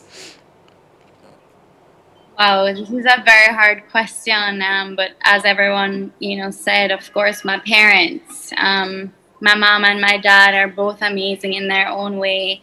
My mom, Misty, she's really left some big shoes for me to fill, but I'm happy that I can look at her and be like, Misty, it's Lala's time now, and we can work together, and you've given me the inspiration to now become who I'm about to become.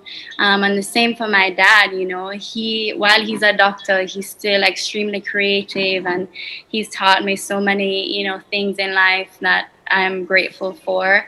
And just women like you, Novia, as Lindsay said, especially as a young woman, it's amazing for me to be able to take from people like you and Cecile Levy, for example.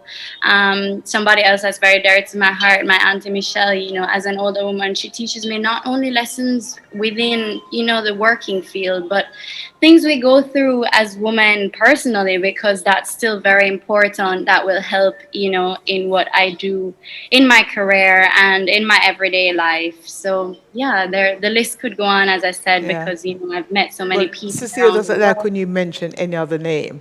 So, but everybody should have a Cecile Levy in their life. Sure. I for met sure. Kayla as well through Cecile, so everybody definitely should have a Cecile Levy in their life. Kayla, upon whose shoulders? Well, first off, shout out to Cecile and Kennedy Levy. I met Kennedy. We were at when you go to nail salon. In a restaurant or in a bar. She's her mother's child. Getting our nails done, and then I didn't even know she was Jamaican, and the other person we were with mentioned she's Jamaican. It was like, I don't know if you guys have seen that Spider-Man meme where they're like pointing at each other. We were like, wait. And then we just became tight ever since. And her mother is just fabulous and fantastic. And amazing. Her life is just, I look at it and I'm like, oh my, I just want to live the life you're living. Just a fabulous life. We want our own C like Cecile, and to just to be her. It's a fantastic life. She's just having a great time wherever she is. I don't see her not smiling.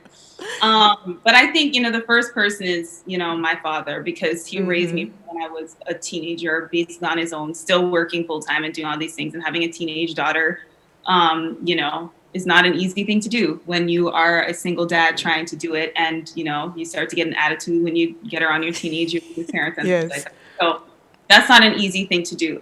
He poured so much into me, made sure I had my education, made sure I was situated and had everything. There's not anything I could have asked for my dad would not give to me, and make sure that I had a good start in life, because his path to success was not easy. So he wanted to make sure it was easier for me. And I don't take that for granted at all. And I am his legacy.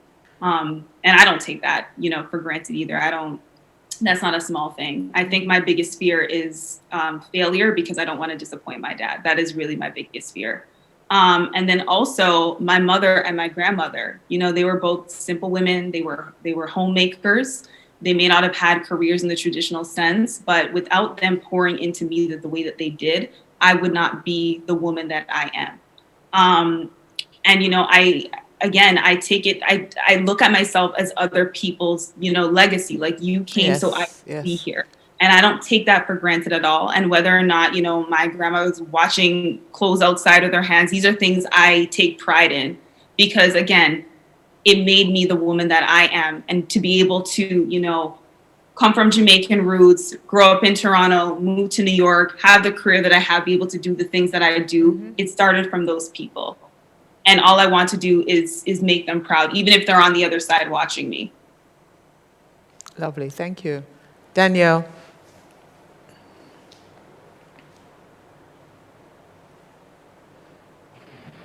Sorry, I was muted.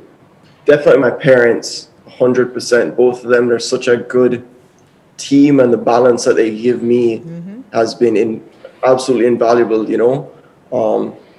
My mom is always very supportive emotionally, and in every other way. She's always the one that says, Daniel, go for it, you can do it.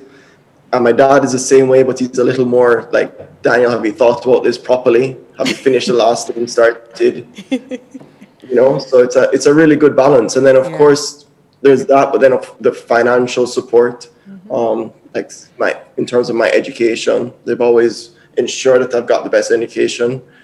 Not many people know this, but I really did struggle academically in the beginning years of school, and my mom found ways to teach me that teachers just didn't do at the time, that made me able to to be competitive in that setting. And I always loved riding my bicycle, and she managed to teach me to read by riding my bicycle, which just takes an incredible, really creative person to even think and take the time and energy to do that. And Dad, he gave me a space when I was just starting out at his office where I could set up. He allowed me to have truckloads of dirt coming in here so I could do my farm testing. So really, I definitely wasn't an easy child to cater to, but they found a way, and they did. And have you read your mother's 2 books, Danielle? I think between both of them, I've read one. So if you combine them together, it's like comes to one. But yeah. Thank you. Sarah? So I definitely think I wouldn't be here without my family and my friends. I consider my friends family as well. Um, I've come from a very strong-willed, very confident family, and I wouldn't be who I am today without my parents, my grandparents, my siblings even. Also my friends, they're my support system that I didn't expect. Well, I did expect because they're just great. But I always say when you start something, people come out to the woodworks that you would have never expected. People just are so supportive and you never expect it, and it's just so overwhelming, and I never truly have the words. I'm even getting flustered now. But my friends who, if I'm out and I'm vlogging and they notice I haven't picked up the camera in a while, they'll take their phones and start filming. Or if I come to them at 1 a.m. asking, can you proofread this for me? They're always there. And even my parents, and I honestly don't have the words. It's overwhelming, and I would have never expected it. And I really wouldn't be where I am today without them, because there are highs and there also are lows where I overthink and I'm very critical of myself, and they really keep me grounded. And honestly, I have to thank them if they're watching this, which I know they are. Thank you. And yeah. We actually kidnapped your grandfather at a fashion show once. He had the best time of his life. Tell him I said so. Yes? I will. I'll mention him in the book. Denny, your father has sent a question, not for you, Praveen, but I'll ask Chantal to answer this question from Denny Chandram Chatani. In a year that has been so challenging for young people in school, what advice would you give a high school student regarding shaping their future?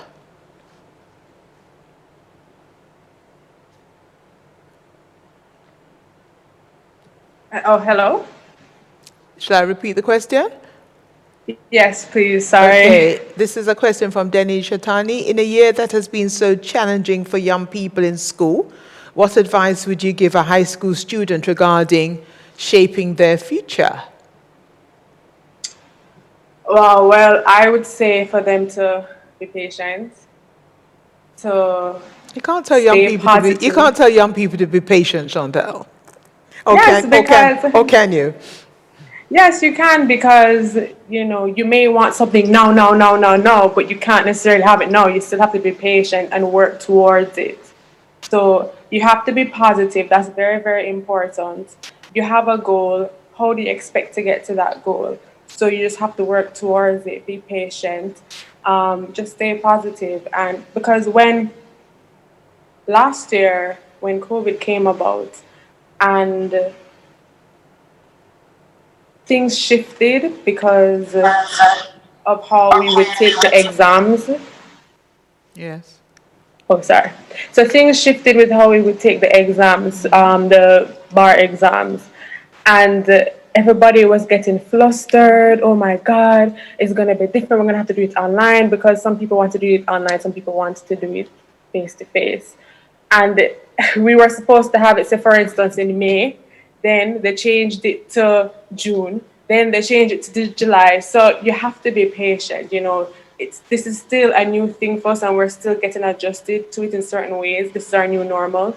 So you just have to be patient and be positive, and just know that you have a goal and just work towards it. The end result will always be rewarded. And here's a question for you, Chantal, as well, so don't go anywhere yet, from O'Brien Francis. Chantal, since you're an entrepreneur, do you see yourself opening up more business ventures? Yes, I do. I always say that there's no limits. You can accomplish anything. You can be a jack of all trades. You can wear multiple hats. I'm getting a feedback. Oh, yeah. So a lot of people would be like to me, why you want to practice law? Why you starting your own thing? You don't have your family business. Why would you want to do that? And I'm like, because there's more for me. It's not just limited to just my family's business. There's more for me. There's a purpose for me. There's something bigger than me. And it's not that I'm just going to go and neglect or abandon Netlink, but there's a bigger purpose for me. There's something bigger than me. I'm doing my thing, and everyone else on this panel is doing their own thing, not because they're bored and they don't have anything to do, but it's for the greater good. It's for a purpose, something bigger than them. So, no, the sky is the limit. So, why not broaden my horizon? Yeah. Not a question from Jane Doe, but amen to Daniel's comment on the duty and tariffs. Okay. I think there's another question. If I can just see the questions. This question I'll ask to Lindsay from Callie Jarrett. Does anyone on the panel believe that we have, Lindsay, I'm directing this question to you. Does anyone on the panel believe that we have outgrown the wave of excellence in reggae music and sports? And now is the time for us to create new industries that we can be known for. Do we think our culture is the only bragging rights we have? Do you want to repeat that? Oh, you're good, Lindsay. You're muted. Unmuted. I think that's an interesting question. I think that, obviously we are a super talented nation and we have so much to give in terms of sports, in terms of economics, in terms of the medical field. To me, though, I kind of just want to speak on the creative aspect. Mm-hmm. I kind of think that innovation within the field is absolutely key. So even though we have our reggae artists, I kind of think that how we fuse sound is something that we can also push. So we don't have to actually stick to the generic, or let me not say generic, but the reggae that Bob Marley did and the reggae that the world knows us for. I think we kind of have artists who have come out of, coming out of that lane. We have the Chronixes and the Proteges and the Coffees and all of these phenomenal talents in reggae now that have kind of transformed the sound and have made it more into, palatable for the world to also listen to and experience and kind of make it more mainstream. So I kind of think that, we don't have to stick to what we've been doing all along, but I think it's important to also remember that we have to have innovation, otherwise the art form will die eventually. So that's my take on that. Okay, thank you. I'm getting questions on my phone too. Here's a question from Norma Williams. Let me start with you at the top, Doc. Everybody cannot take it, I think everybody could really add their bit to it. Here's a question from Norma Williams. I would love to ask each person to give one piece of parenting advice to parents raising children to help them to raise happy, healthy, whole, and successful children. Yeah, I think you're the right guys to answer this question too. So we'll start with you, Prav. Yeah, I would say be patient. I failed many times my before daughter's I listening. succeeded. Failure. Yeah. I failed many times before I succeeded. I let my parents down many times before I made them ultimately proud. I know that my father, who's listening, on a number of occasions has had to deal with a lot of, I'll just say it's stupidity, on my behalf. And people don't, become they're not born the people that they end up being. They become those people with your patience. I love that. I'd send you some more money this week if I were Denny. Lindsay. I think it's a great question from Norma. She tends to always ask the best questions. Thanks, Norma. I think I actually might be the only one on this panel with a child. Am I? Yes. And I think for me, the most important thing that I try to do with my daughter, even though she's 3, is to be super supportive.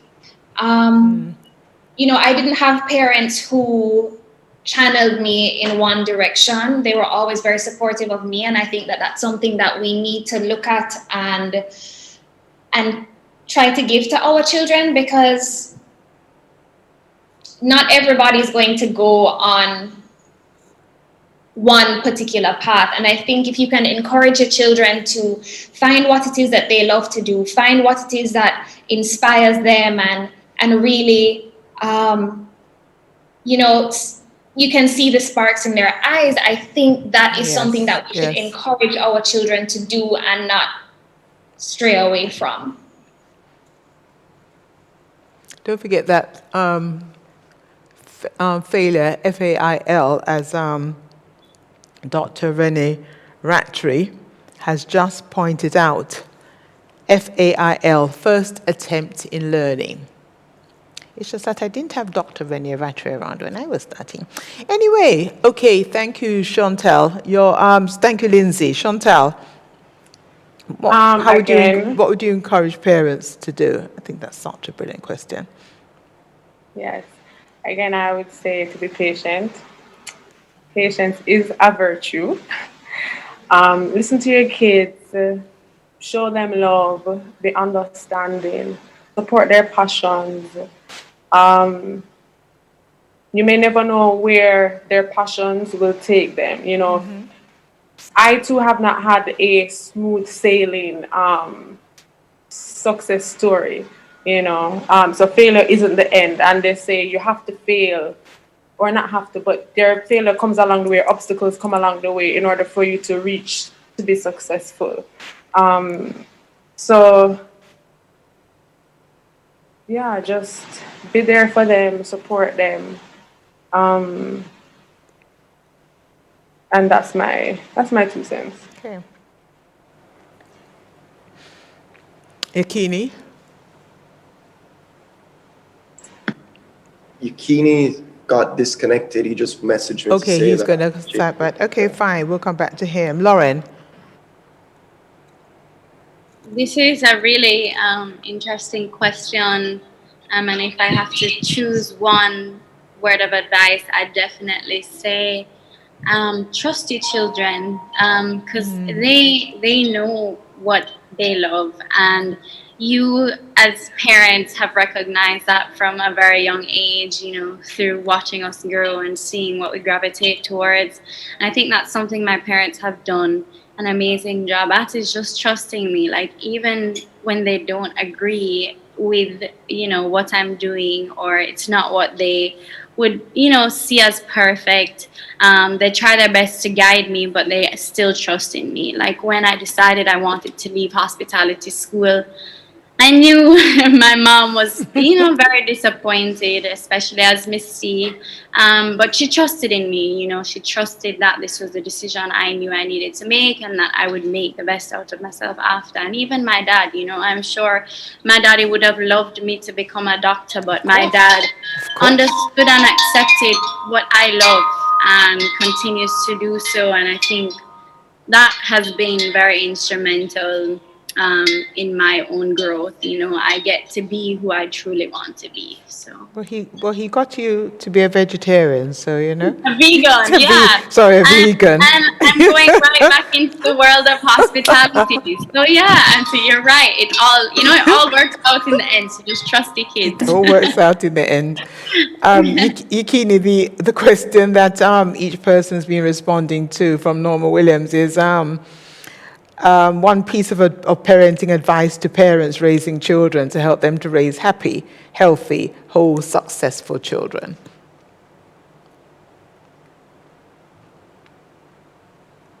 Oh, he's disconnected again? Okay, let's go to Kayla. I think he just came. You're back? Yeah, you're with us? Okay. Yeah. Sorry about that. GPS did me bad at the moment's notice, but I'm back. Our partners today are Flow and NCB Capital Markets Limited.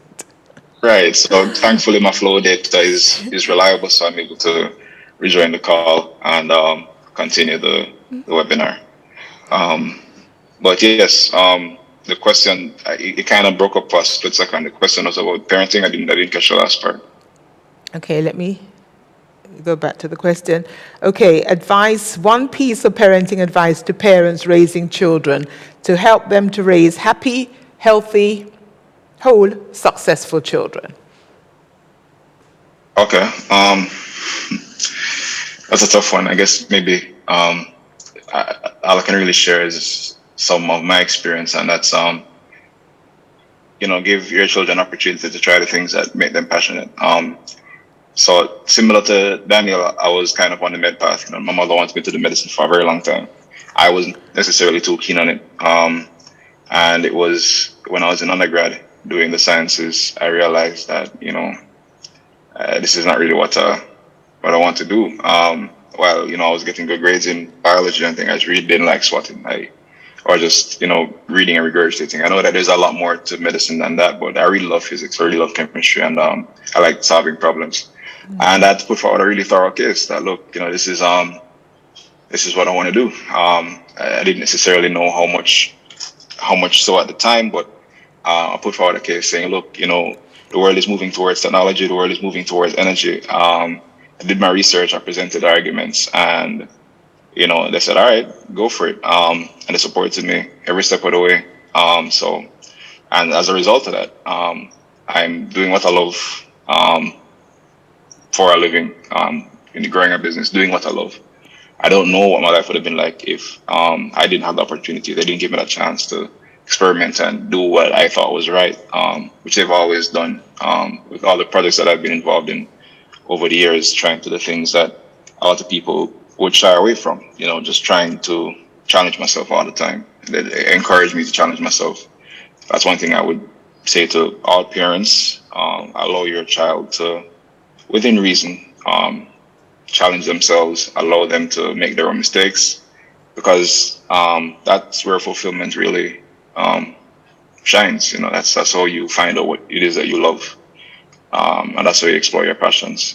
Once you can provide them in the support that they need to make the right decisions when they come up, and that their decisions are based on reason and not necessarily just, which is a difficult discussion to have, because sometimes you see a vision and someone else doesn't. Yes. But my parents trusted me to make the right decisions, and know that I would let me know all the things that I should consider. And they trusted that I would have considered those things, and whatever decision I made was the right one. And I still go to them for advice on everything, and they always tell me, look, whatever you do, I know you're going to make the right decision, because you think about everything before you do it. And it's that kind of trust and that level of support that is why pre-love is a thing today, honestly. So yeah, that's my main pointer, really and truly. Thank you. Kayla. I think mine would have to be disciplining your kids, but without fear tactics. I think when you kind of scare your kids into listening to you, I get where it comes from. And while I'm not a parent, I understand how parents do get frustrated with their children. However, when you're always scaring your kids and your kids become scared of you, when they get into problems, they won't want to come to you for the solutions, because they think your automatic reaction is just going to be anger. It's not going to be good. When you're able to just go to your parents with a problem and say, hey, this thing happened, I made a mistake, I got in trouble, and your parent can sit down with you and say, listen, this was wrong. But let's find a way to find a solution, right? Because as a lot of people say, failure is not the end, a mistake is not the end, and you do have to make mistakes to grow. And most mistakes are not as detrimental as people may think they are, and you can cover from a lot of mistakes. So I think, it actually may be worse off if your kids don't want to come to you with their problems. They could end up in a lot more trouble. Well, as Dr. Renee Rattray reminded us, fail is the first attempt in learning. Thank you very much, Kayla. Daniel.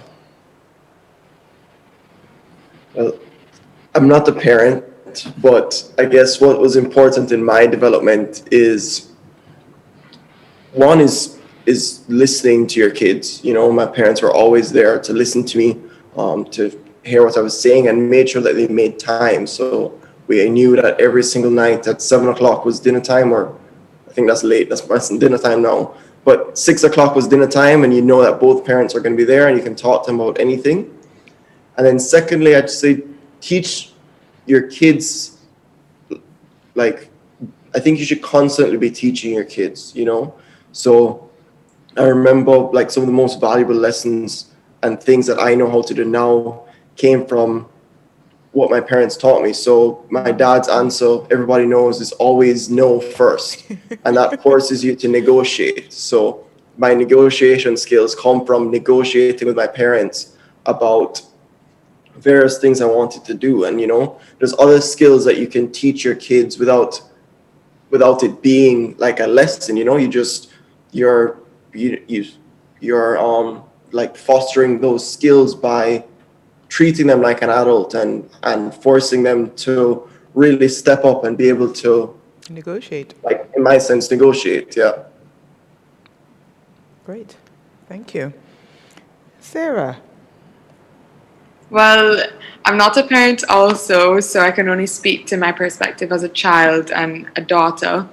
Looking back on my childhood, I felt very supported, which I feel very lucky to say.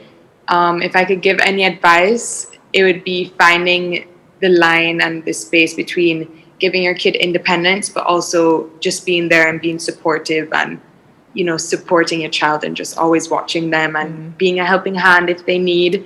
I think I was always kind of creative. I didn't really know where it would kind of take to. I never expected to write and be a blogger. I used to play the piano and I used to be interested in photography and all of these things. And then there was a moment where I kind of just saw it all align, and that took a time, and it also took getting to know myself.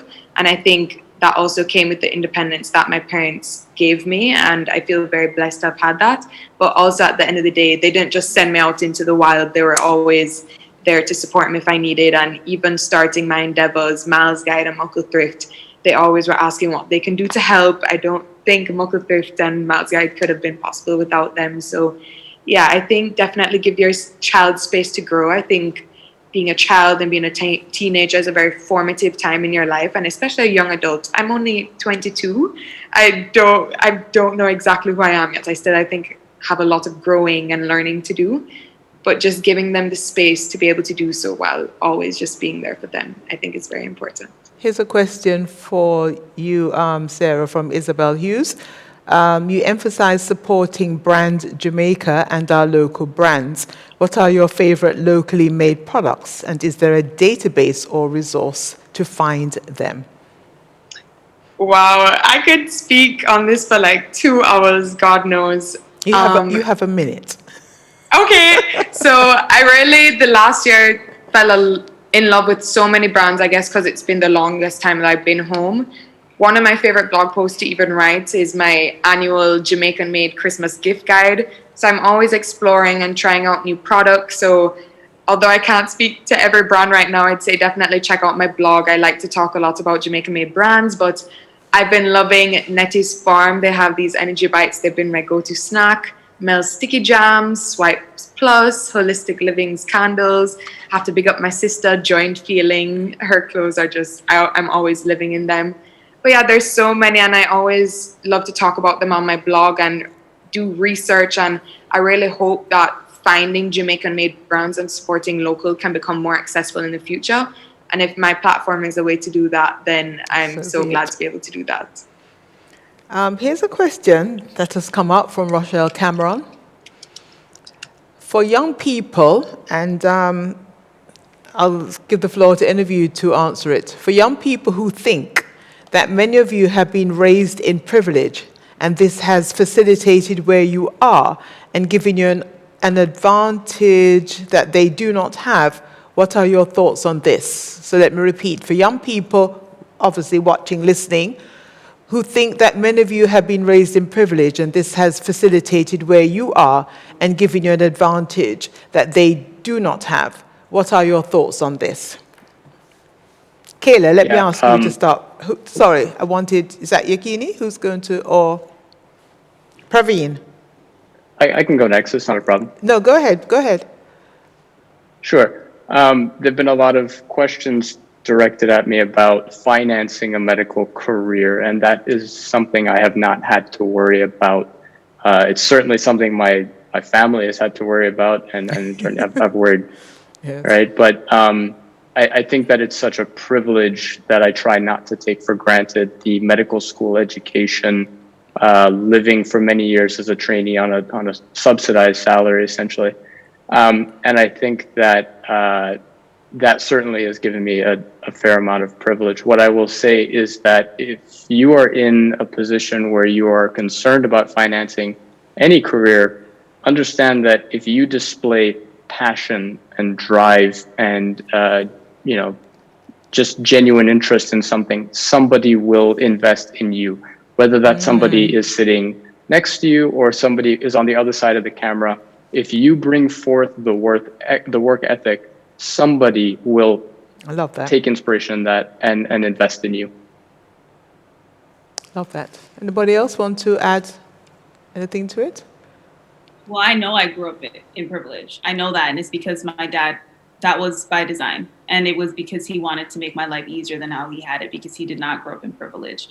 And I think the responsibility on us who are aware of our privilege is to pour back into people who are underprivileged, right? And you have to be able to recognize, take your ego out of the equation and recognize, like, hey, I had life a lot easier than a lot of people. That's not to say you don't have hardships and things don't happen to you, but you recognize that you do have a privileged life, and so that's why I do take things like, mentorship seriously. That's why I do understand, even when it, comes to, my skin color, hair texture, whatever. That's why I make a point to talk about issues like colorism, texturism, whatever, because I understand that I come from a place of privilege. So now it is my responsibility to use my privilege to disband these conversations and these notions and to help other people get opportunities to lift them up. Anybody else wants to add? Okay. I'll add to it. As I think that really the key points have been touched, that I think that as someone coming from privilege, it's almost impossible for me to really immerse myself in the kind of challenges that people who aren't as privileged as I am would face. But at the same time, I think it goes back in terms of engineering, in terms of farming and that kind of, in that regard, you really don't need that much to get started. I can say, like, I don't think Dad or anybody has paid for anything in terms of my engineering pursuits in the last 10 years. It's all been funded through grants that I've applied for, through different things like that. So you don't necessarily, of course, you need to be in that position to go and apply for those grants and to work towards those goals. But there are ways without it coming directly from your parents or from your family that you can pursue a career in engineering or farming or any of those. Thank you. Anybody else? Okay, fine. Now, let's have a little bit of fun. Dr. Chitani, what's on your playlist? I love all music. I mean, there's really nothing that I don't listen to. Currently, I'm pretty far down the electronic music rabbit hole, though I listen to a lot of sort of warehouse, underground kind of electronic stuff that nobody else wants to listen to. Just send it my way. Lindsay.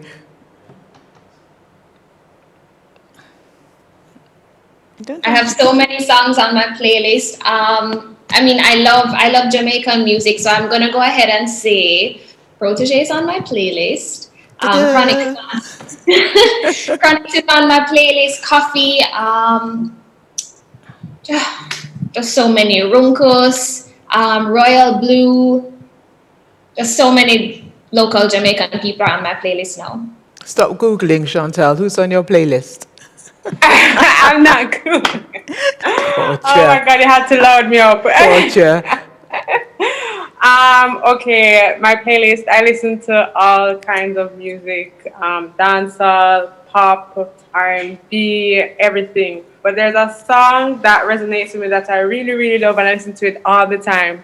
It's called Juice by Lizzo. I'm sure everybody knows it. A mirror, mirror on the wall. And then so when I say, Keep going, keep going.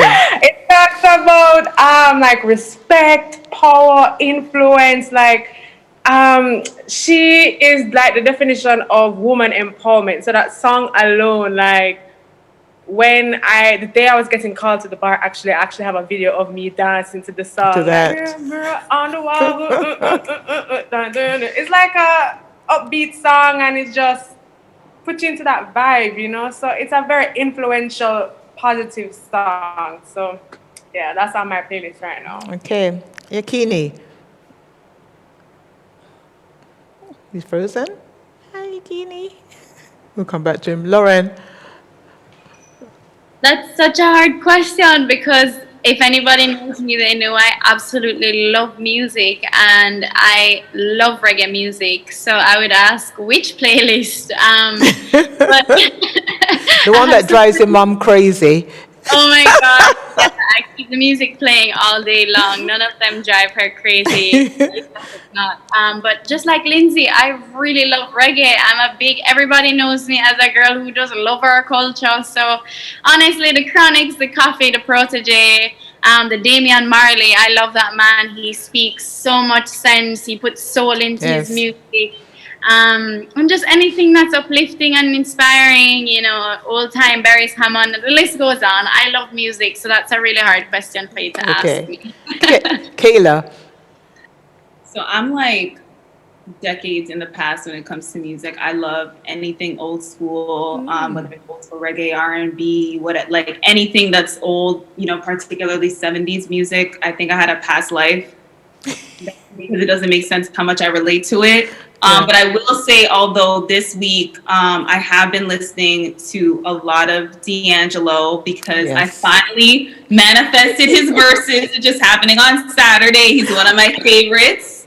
And I've been listening to him nonstop when I have time to kind of relax and listen to music. So he's been like on repeat as of late. And I think also somebody who I always listen to who just gets to me is Whitney Houston, because my mom loved Whitney Houston growing up. It's all she would listen to. And she basically raised me to love Whitney Houston, and she did it well because I do. So thank you. Danielle. Can I say audiobooks? I do listen to a lot of audiobooks. And which but books what I just are... want to right now I'm listening to How to Create a Mind. It's about artificial intelligence. It's really good. Goes into depth.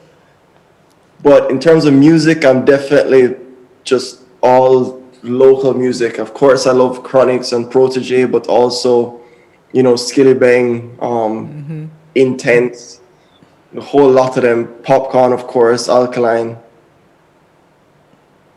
Okay, thank you. Sarah. Oh gosh, I think music is very important to me. I think everyone can attest to that as Jamaicans, and I think music has the power to, you know, transport people. So over the past year, it really has been a saving grace. I find myself, you know, gravitating towards things that just make me feel good, whether it be my dancehall, soca playlist, because it makes me feel like I'm at a party and I can kind of ignore the world going around me. Or I just love oldies, but ABBA. I always listen to ABBA. My friends always have something to say when they walk into my car because it's always blasting. Anything that just transports me to just a happier time. Donna Summer. I could go on for years. I love Selena, I love Dinos. I love a lot of reggaeton, Bad Bunny. I really love everything except country, I will say that. So I usually am listening to everything just in a big mix. There's no reason or rhyme. Listen, I don't even want to stop this conversation. We could go on for another hour, but I know that you've got things to do, people to go, places to see, and the farming is calling. Danielle, listen, the future is definitely ours. The Jamaica Observer webinar series, really, it has been fabulous, humbling for me, just sitting here and listening. Anybody who's worried about the future, fear not. Dr. Praveen Chatani, Research Fellow, Lindsay Loden-Key, Chief Creative at New Wave and a freelance set designer, Chantal Francis, attorney at law and entrepreneur, Yakini Wallen-Bryan, he's having a little bit of issue right now, Mandarin Director and founder, Prelaz Limited, Lauren Tomlinson, entrepreneur, Kayla Greaves, Senior Beauty Editor, InStyle.com, Daniel Schwab, founder and CEO, Smart Grow and Farm IT, and Sarah Miles, content and blogger and content creator, Miles Guide. We've been powered by National Commercial Bank, Capital Markets Limited, and Flow today. Thanks as always to our team at The Observer. It's Natalie Chin and co. And I'd like to ask you all to just give a final word, just one word to close before I say thank you once again. Dr. Chatani, I'm leaving you all with the final word. Completely unrelated to anything that we're talking about today, masks. They are essential. The Jamaican healthcare system is crumbling, and it will not get better unless you wear a mask and listen to the advice of the physicians. Please, please. I'm by myself in the studio. Lindsay.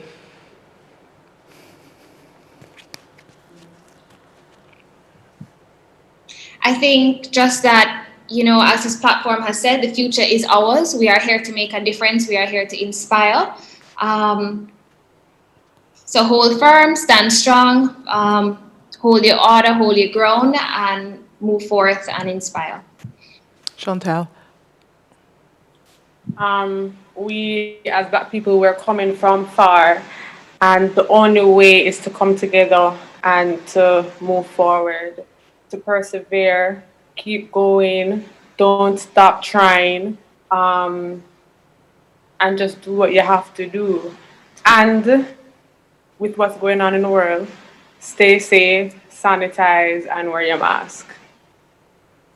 Lauren. I want to take my closing remarks to speak about my fellow panelists. I really, really enjoyed listening to all of you, and it's just so powerful that, we're all in different places right now, and we're here, and we're given the opportunity to share our story to inspire others. So I just want to thank you guys as my fellow panelists, and just remind you guys, even though you already know, to keep pushing. And the audience here, just, be bold, be resilient, and don't let anyone, try to stop you shine.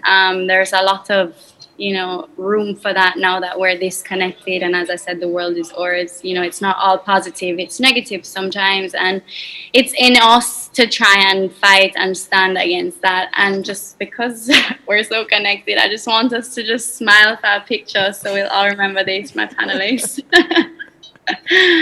Yeah, thank you, Auntie Novia, for organizing this. And thank you to the Observer and the sponsors. Kayla. I think my last word is just gratitude. I think it's really easy to get bogged down right now, to get upset. We've been in this state of whatever this is for almost a year now. COVID is about to turn 1 year old.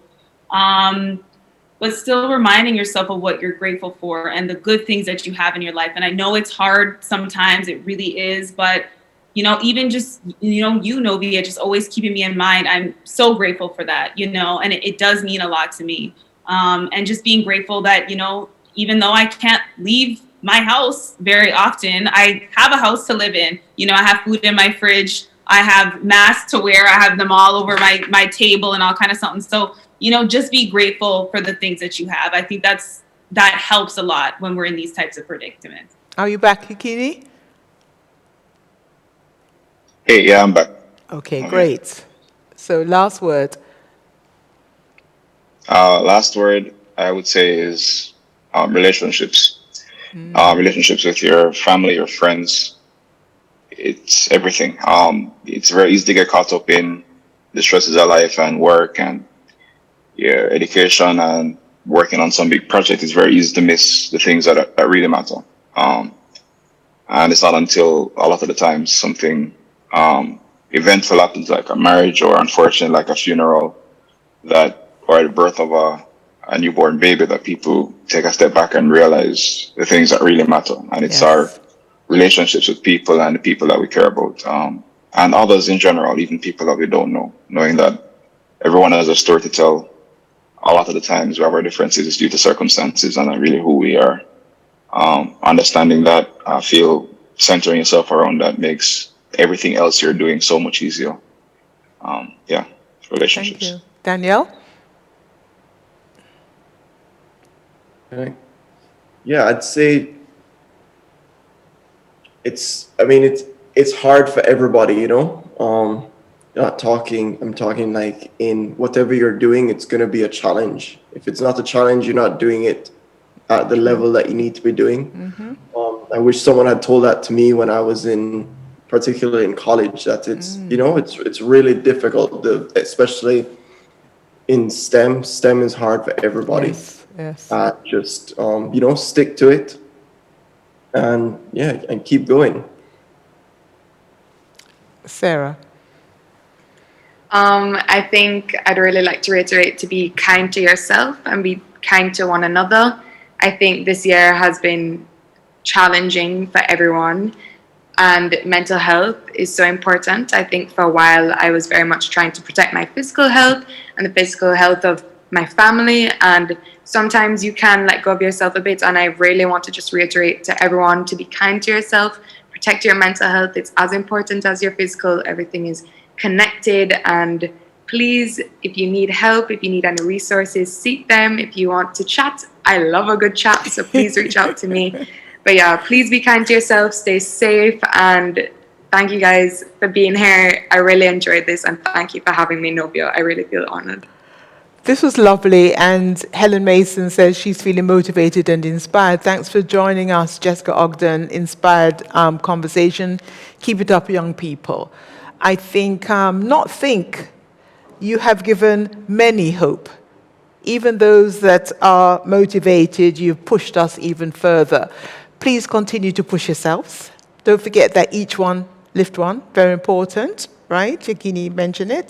Don't forget, each one, lift three even.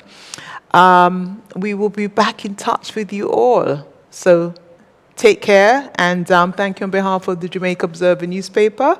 Thank you to NCB Capital Markets and to Flow. The future is definitely yours. Bravo. Thank you, guys. Thank you. It's time to take advantage of investment opportunities. With your NCB Online access, you can open your investment account online in less than 10 minutes using GoIPO. Simply log in to GoIPO using your NCB Online banking credentials. Provide us with the required personal information, upload your proof of address. And that's it. You will instantly receive an email with your account information. No account opening deposit required. Investment opportunities are waiting for you. Visit goipo.jncb.com today. C&W Business introduces Flow Business. We're here to keep Mark's company and businesses like yours growing and thriving. With tools like website creation and e-marketing pro, Mark now has an online store and custom email marketing with promo through Google Ads. He also has access to our digital help desk, providing 24/7 expert support. Our whole suite of smart solutions is designed to fit your needs. Save more and browse our products and offers online. Spark your innovative spirit with us.